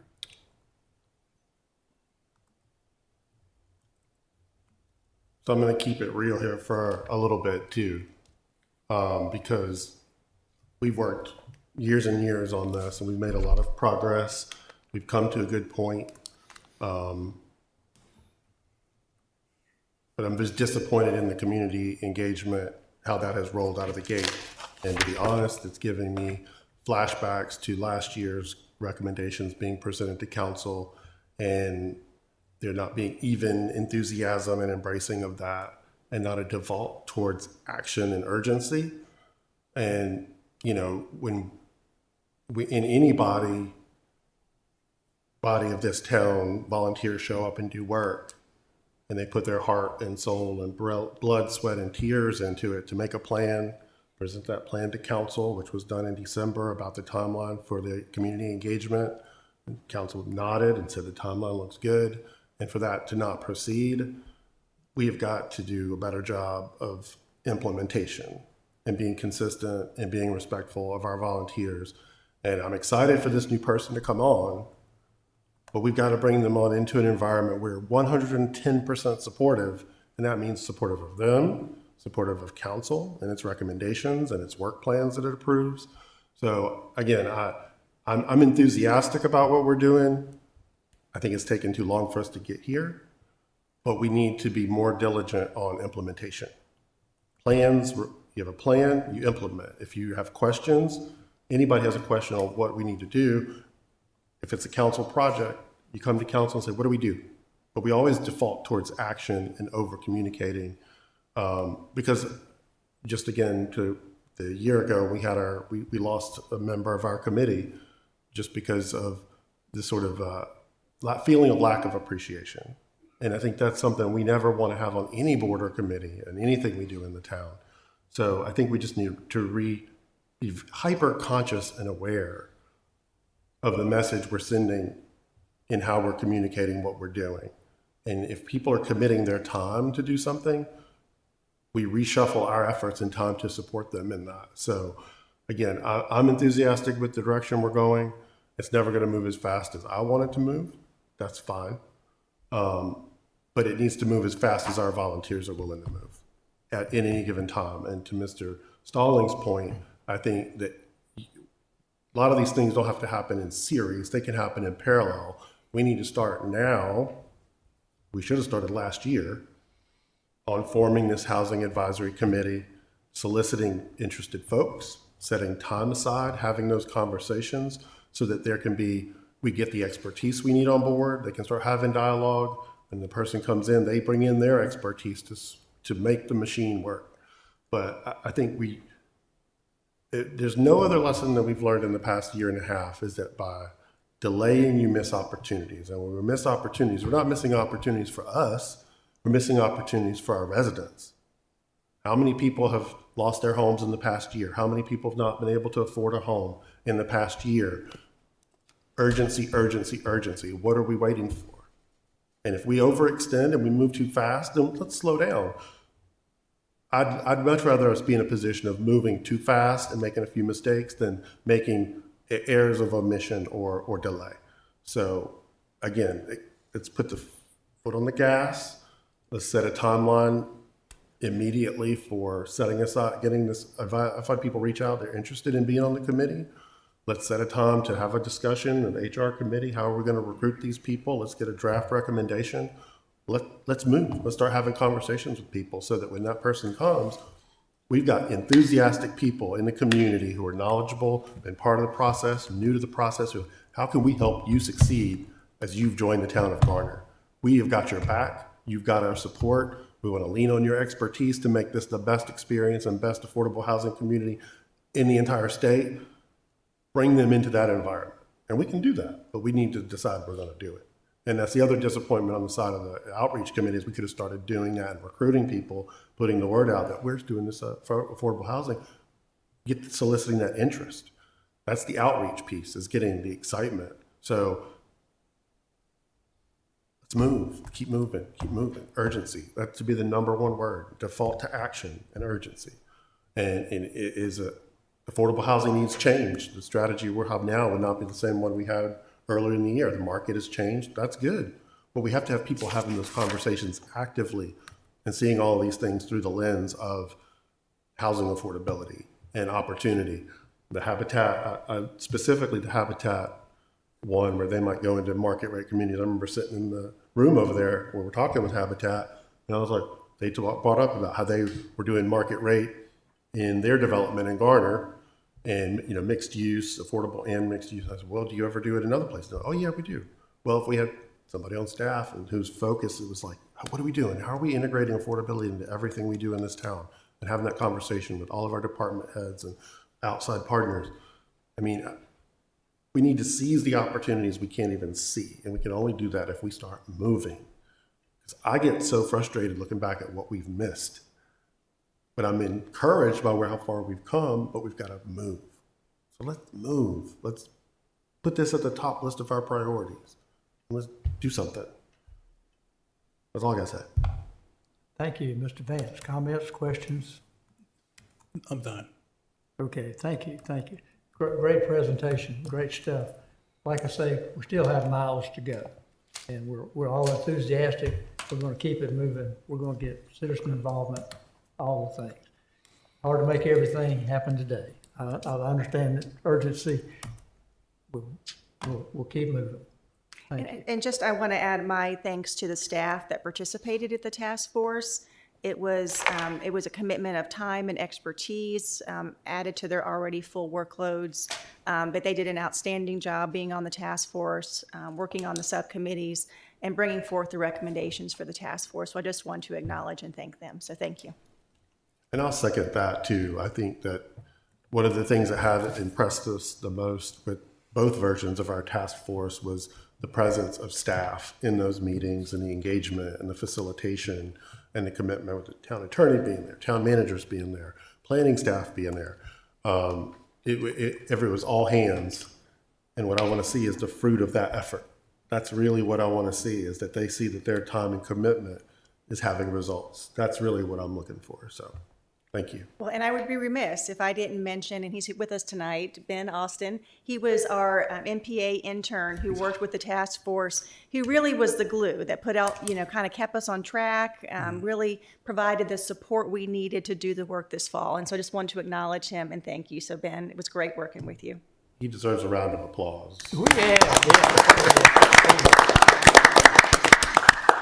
Yes, Mayor Gupton, man, I also add that he showed an example of what it's like to have someone who's specifically focused on affordable housing and doing the research that others don't have that time to do. So that actually added to showed the need to have someone who's doing that full time and doing it professionally. You did a great job, Ben. It makes a difference, doesn't it? It makes a big Thank you. difference. Thanks again, Ben. Good stuff. Anything else? That is it for this evening. Thank you for your time. Okay, thank you. That was a lot of great discussions, a lot of great time spent. That seems to bring us along to item G on the agenda, which is updates to council. We've got a couple of little things, starting with committee reports, manager reports. I keep looking, I don't see where it says mayor's reports over here, so I'm going to break in line here at the very beginning and just to make two shout outs here. One of them was the Emergency Operations Center. A bunch of people have spent a bunch of time over the last couple of weeks, and we're looking at a whole lot of them right here tonight at staff. The first 3 day jaunt, I think it was, the first storm, people forget it's not just the 3 days it's in operation. It takes a day or two to get it set up, a day or two to break it down, think how it went. And then we had to jump back in with another EOC just over the past weekend as the weather worsened. So my hats off are off to all of the staff. It was staff who did this. I don't know of any volunteers. I don't think us council members were too involved. So Town Manager Miller and her team are really the ones that get the shout out. The two assistant town managers, John and Matt, were there every step of the way. I look and see our fire chief, Penny over here, and our chief of police, Adams, that were with us, public works director, Forrest. The finance guys were there, Leah was there, Jeff was there, all around. A lot of work went into this. Can't thank you enough for the outstanding job. It turned out to be less catastrophic than we thought, but a good place to practice on. So great job. Your citizens, your residents were greatly appreciative. They felt that their roads were better and safer than the other ones in the community. They could tell when they got to Garner and the roads were clear, been brined and been shaped. So my hat's off to all of you there. The other shout out last week, we were well represented at the North Carolina City and County Management Association. Had over 500 attendees of county managers and city managers and their assistants over there. We were represented by our town manager, Ms. Miller, and both of our assistant town managers, Mr. Hodges and Mr. Poole. And I had feedback from people who were not them. I do know some other people that were there and their mayors, and they come back with one comment that caught my attention. They said, wow, your people stood out. Your people stood out. They were represented well. You have one town manager, Miller, is the incoming president for the coming year. Mr. Hodges was the conference program chair on this great event that went on down there. And it got rave reviews. It was well spent. Even though your heads may have been back here in the Emergency Operations Center, your bodies were over there going through the motions and kind of multitasking. So great job to the people who were there doing that. You don't hear it enough. We didn't see you doing it, but I heard about it and communicated with you while you were there. Thanks for that. That being said, we'll move right along to committee reports from the council members as usual. We'll come back for other council reports. But we'll start with Mr. Matthews on committee reports. Any news from your end? I was going to comment what you said in the council reports. I just want to echo it, and I don't even have to go back there, but it was great to see this town in action. Strong leadership, attaboy. The public works director, I don't think he slept. I told him, I said he looked good on TV. I think WRL was living with Garner all week with the ice storm and everything else, so they came to the right place to see it in action. So congratulations to all of you, police, fire, public works, management team, just all of you. It showed. And so, like the mayor said, we're ready if it happens again. And so. And I would just like to add Paul Padgett, who is by day our inspections director, But in all things emergency, he's our EOC manager, did an outstanding job in terms of his coordination, his leadership, his communication, and really helping us plan for, activate, and respond to the events over the last couple of weeks. So I just wanted to acknowledge Paul and all the efforts that he's put in. Thank you for You covering got it for right. me, because I saw his face when I was thinking about it, but then suddenly disappeared and I forgot, just like that, just like that. Okay, Mr. Singleton, comments, committee reports? No committee report, but I second what you and Mr. Matthews have said. And I thank the staff all the time, the hard work, preparation. If people ask questions, they get asked, when are they going to come scrape my street? I said, I don't know. Priorities, they have their priorities, and then we get to secondary roads, streets when it's time. But yeah, no complaints. People just, a couple people ask, do you know when they're out there? Well, they're out there working, just riding around. You can see that they work because the roads are clear, the main thoroughfare. So greatly appreciated the work and the time. Of course, police and fire are out there constantly because of calls. I believe I read a report where the number of emergency room visits the last few days were directly related to sledding accidents. So that was not a surprise with youth, with young people. So that's not a surprise. Thank y'all. Thank you. Mr. Towers, committee reports. So I'll follow the trend and do both. So we had a Parks and Rec meeting that was scheduled for Monday, January 26th. That had to be rescheduled because of inclement weather. But they were planning on discussing all of those items at the next meeting, which will be February 16th. Also, last week, a couple of DGA members met, discussed items in reference to upcoming events downtown. It was a great conversation. We stayed about an hour. But big shout out to April and the team, just working through those details and how they work to make those amazing events happen downtown. Also, the Garner Youth Council had their second meeting where the topic was the structure of town government, which was exciting, and learning about the process that we do as leaders. So shout out to Bella and Rick and the team for all the work they do to make that program a success. But I also do want to give a big shout out to our town manager and the staff, especially Public Works, Fire, Police, everyone who helped keep our community safe and informed throughout this weekend's winter weather.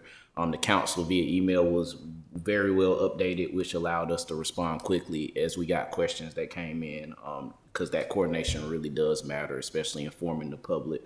So hats off to Manager Miller and her team and Paul for their steady leadership and hard work in a few weeks of interesting weather, I will say. Putting it politely. Yes. Thank you. Mr. Dellinger. Yeah, I'll echo all that. It's just, there's never any concern or question that everybody's going to jump into action and put the residents' safety first in everything, whether it's closing facilities and closing parks and scraping roads. So excellent job by just everyone, as usual, for jumping into action and putting in those long hours, I'm sure, to make sure that everything goes smoothly when it could have gone a lot worse. We really lucked out, although, we wanted more snow, but whatever. Only a report I have is a Juneteenth committee's been meeting since November last year. Is that right? We've met a couple of meetings. We're building up our momentum to top that MLK celebration. That was just absolutely amazing. But we're engaging so a lot of our old committee members and new committee members, and looking forward to a good program this year and have a good engagement, some good ideas. So looking forward to that.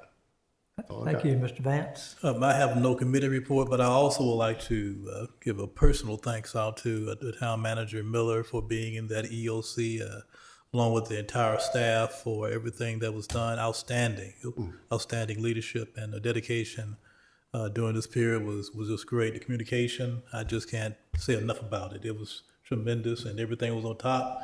I know that it takes a lot.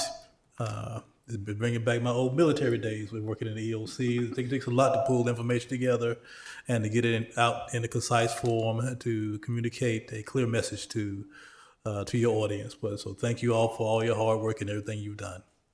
Okay, thank you. And that brings us to item number 2, manager reports. Now you report back to us. We've been talking about you. So we have our development activity map update, and Mr. Triesenberg, I believe, is going to briefly review that with council.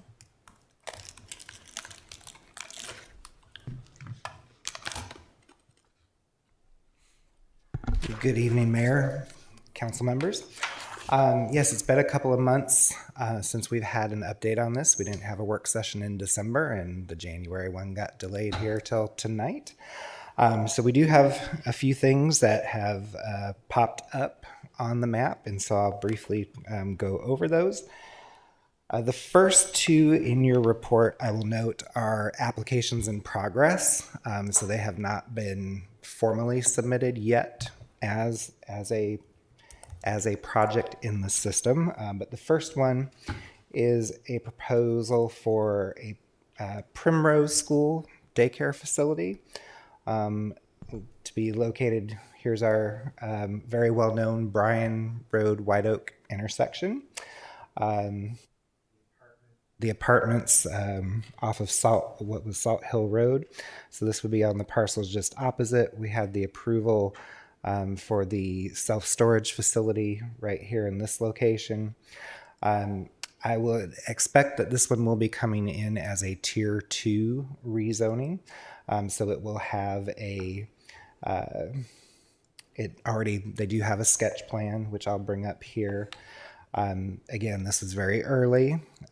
We talked to them, I know specifically about needing to coordinate with NCDOT on their access. I would highly doubt that this access here off of White Oak would be approved, and that it'll probably be required for them to have their access off of Salt Hill.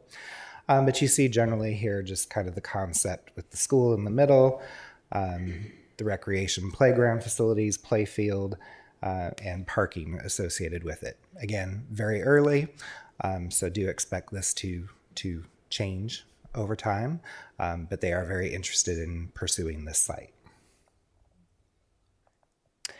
The other one that is in development, we had what I would say is probably a pretty fairly early meeting with Wake County Schools regarding East Wake Middle School.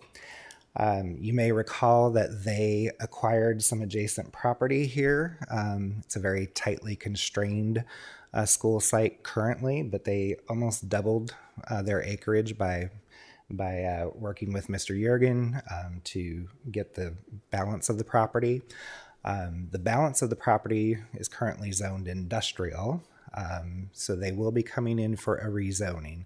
It is not expected that this one will trip any special use permit requirements, but because of the rezoning, you will have the opportunity at that time during a rezoning hearing, again, likely to be looking at a master plan of a proposed site plan. They have not yet put any pen to paper. This initial meeting was mostly just focused on making sure that they understood the processes that they were going to have to go through and talking through some very high level things. So you won't see any kind of sketch attached to this yet, but as soon as we do have one, we will certainly update and let you know. In terms of applications under review, I know there's probably been a little bit of chatter about this one, and there we go. Get myself oriented here. So the first one on the list is the Chick-fil-A over here at the Target shopping center off of 70 and Timber. For this, they are working with the shopping center owners to obtain some additional property behind the current Chick-fil-A building. So the current Chick-fil-A building is going to be kind of located in the center of this area you're looking at now. Where they have the proposed building, that would be on the property they're looking to acquire. So I fully expect they're going to try to do as much construction of the new facility while they keep the old facility open. There will have to probably be some downtime to allow for the demolition of the existing building before they can fully open up the new one. But they are looking to expand. I think we all know that's a very heavily traveled site and is often a little bit of a traffic nightmare in the actual shopping center. So this should help that situation. There's a few things that they need to pay attention to. The amount of impervious surface for the entire shopping center is very tight. So they do need to go through some, I would say, a little more detailed analysis in looking at their total impervious and the amount that they can increase and not throw the shopping center out of balance. Yes. I believe so. I think they were talking about possibly a second floor. My grandson works out there. Okay. He said it's going to be a unique Chick-fil-A, one of a kind. So Because I mean, that's what they did, the one in Cameron Village, but Cameron Village was really land constrained. Right. Just curious, because I see the footprint, and it looks like they're adding at least a third more land, maybe 50% more. So anyway, just curious, because they have traffic flow issues. Yeah, I'm not, we can check on that. I don't think we've seen any elevations yet, and I don't see a note on their sketch that indicates that it's multi-story, but it's not to say that it's not. Okay. Another flashback. Just directly south of that was going to be a Krispy Kreme at one time. It's going to be not a big one, but a smaller Krispy Kreme drive-through, whatever. Yeah. Back in the day, that was going to go Krispy there. Kreme and Chick-fil-A. Just saying, back in the day, we saw a footprint. Anyway, never came to fruition. All right. Yeah, that'd have been dangerous, Chick-fil-A and Krispy Kreme. You need to write a book about all this stuff, so it ain't wasted. You ought to heard all the things that would come to Greenfield. Well, you put that for some of it. Yes, sir. Yes.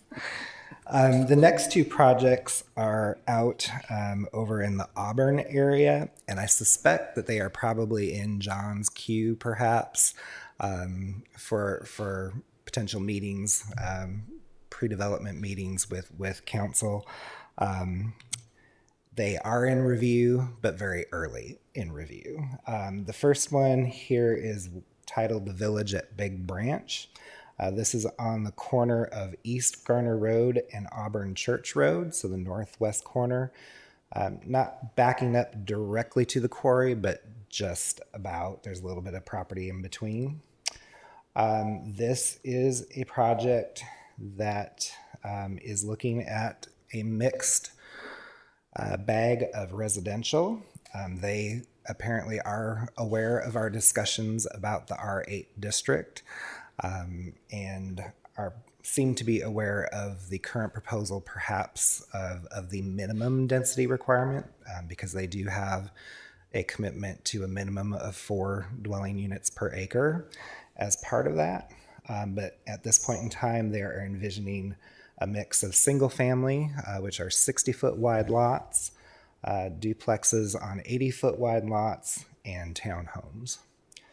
They have an amenity center area kind of identified here up front along Auburn Church. Pretty sizable tree save here as well along Auburn Church further north. Again, very early in the process. I don't believe we've even returned one full set of staff comments back to them yet. But again, if you have any comments on this one, we're more than welcome to submit them to us, and we will certainly relay the information. We have had, again, like I say, the usual conversations about things, so we'll see how they respond. The other project is down here at the corner of 70 and Auburn Knightdale. This is the former driving range. The property was purchased a few years ago by State Employees Credit Union. Originally, they were going to do a traditional bank branch here and on part of the property, and then look to just kind of develop the rest of the property over time. They have since kind of backed away from that. They're not pulling completely away from it. But they have talked to an apartment developer who is actually willing to do some mixed use. So what you see here is there would actually be a State Employees Credit Union incorporated into this apartment building here, and would also still include a drive-through for service there. There is an additional space in the building next door for some ground floor commercial. The one that I'm not sure about, because I did not attend this particular meeting, there is another space back here in this building that appears to be available for ground floor commercial. At first, I thought maybe it was more amenity oriented, but it seems like more of the indoor amenities are located in this building here. So I'll try to get some more information on this. These are roughly anywhere from 800 to 1,200 square foot spaces.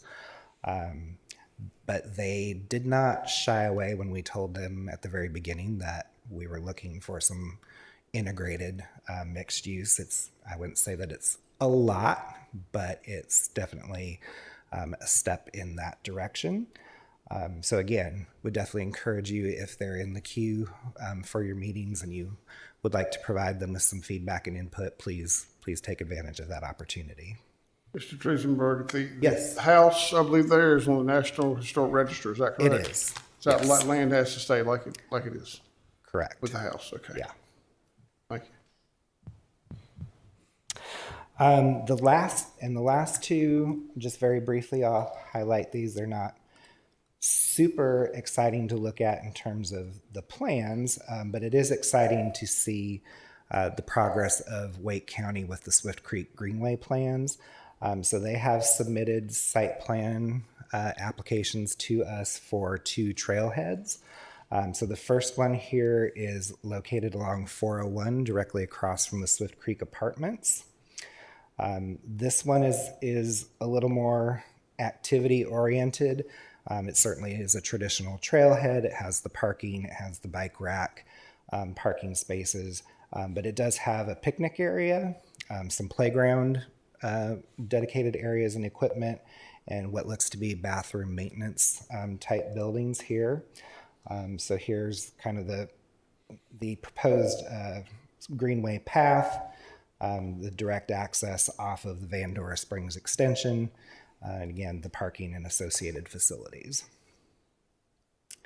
And the second... All right, can I get the time out here? Yep. The proposed Van Dora Springs extension, the mystery road that we'll never see. So it's not directly on 401, but are they supposed to build a section of the proposed Van Dora Springs extension to get to the trailhead? Yeah, so they should not have to build any portion of that because the apartment project will be building that full cross section, but they will be taking advantage of that to have their driveway from there. Okay. Yeah. I sure hope we don't call that Van Dora Springs extension, because I don't think that they'll ever connect, and then go really confuse people on where to delivery. But anyway, that's just Graves, 2 cents. Yep. That's just the name that's in the Campo MTP system, so we continue to use that for now. But Old Stage could certainly be a breaking point should it ever connect, that the name, even if it did connect, could change. And the other one is not far from Van Dora Springs on Old Stage. So it's kind of at the other end. And this is on the property that was originally supposed to be a Food Lion back in the day. The county has purchased it with some of their open space funding. So again, here, now this one, of course, the Van Dora Springs extension does not exist yet. And so one of the initial major comments back to them is that, well, we can't, if you're not planning to build this, you're gonna have to plan for your access a different way. So they are aware of that. But again, this one, not as many amenities planned. There are some benches, and they're looking at workout stations. But again, another convenient, hopefully, trailhead location for this major greenway construction project. So that's what's been added to the development map. Certainly, if you have any questions, feel free to reach out to me or Aaron, and we'll get you hopefully the information that you need. Can I ask you a question? Yep. Cavallo's, that shopping center where the hotel was, I understand there's going to be some things going in there on that corner lot, maybe in the restaurant world. Is there anything we can elaborate on that little corner?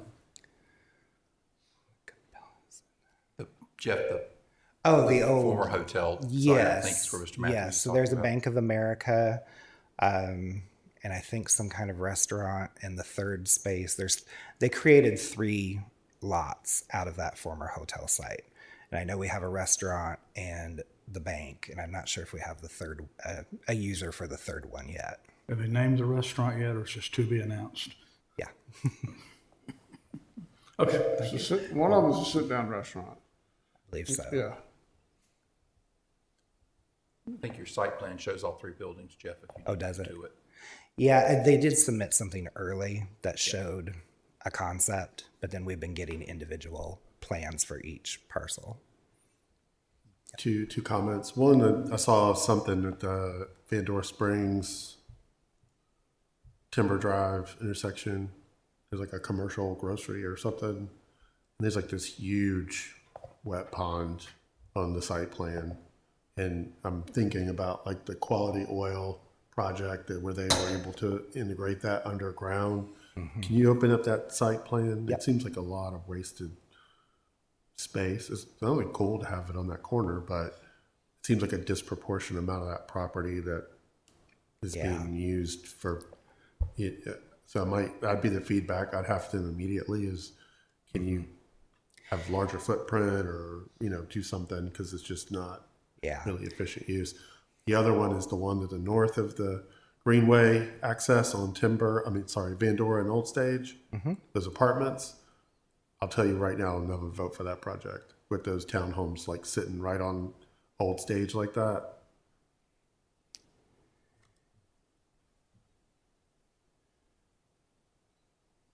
Right. I'm thinking.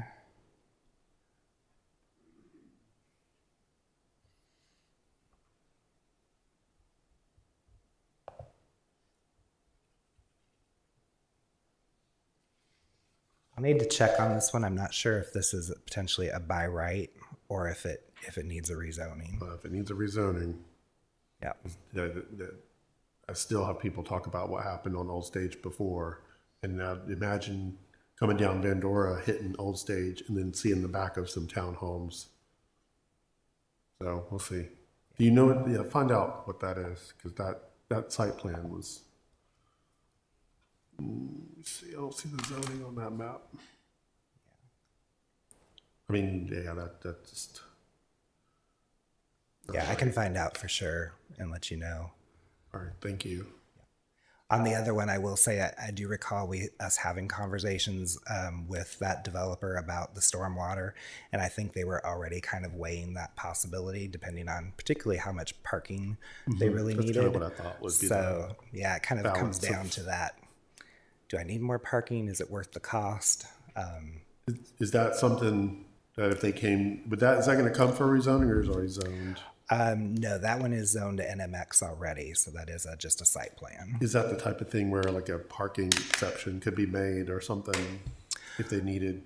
It could, as long as they're meeting the. Typically in commercial, we see that they always want to do more than the minimum.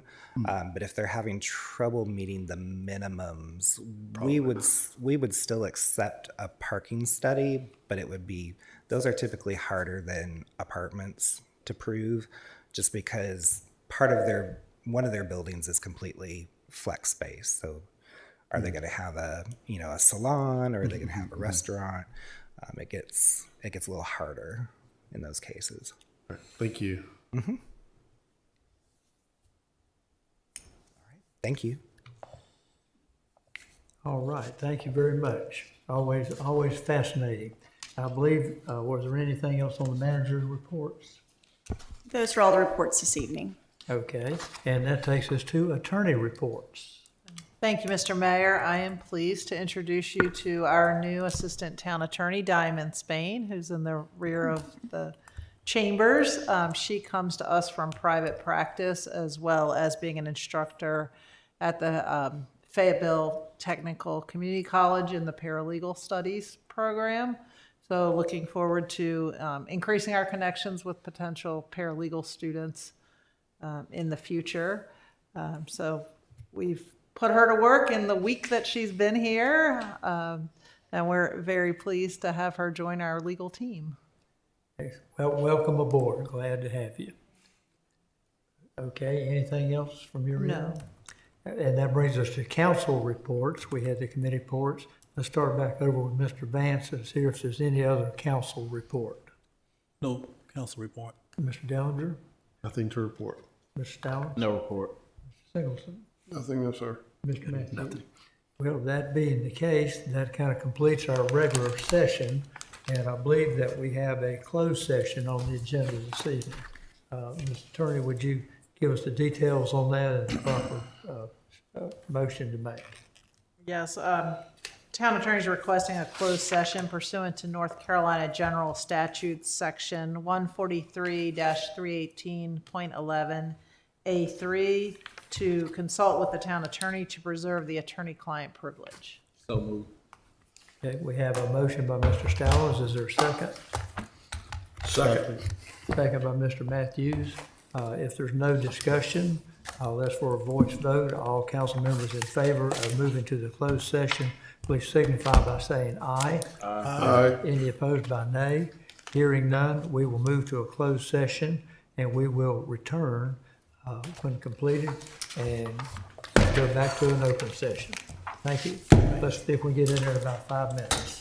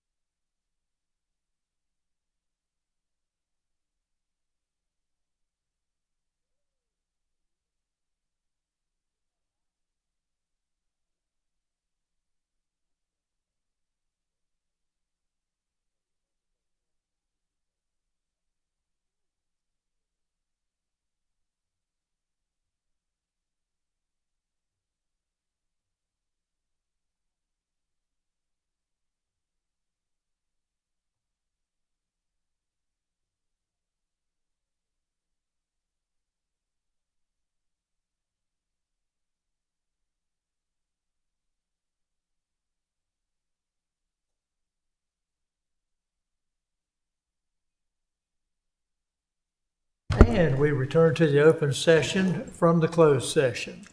And I'll call on our town attorney to give us a summary of what occurred in the closed session. Thank you, Mr. Mayor. Town council met with town attorney, management, staff to consult with the attorney on matters pertaining to the attorney-client privilege. No formal votes or decisions were made in closed session. Okay, thank you very much. If there's no further business to be dealt with here in the open session, I will entertain a motion to adjourn. So moved. Second. Motion by Mr. Stalin, second by Mr. Dellinger. If there's no discussion, I'll ask all those in favor of adjourning to signify their approval by saying aye. Aye. Any opposed by nay? Hearing none, meeting is adjourned. Thank you.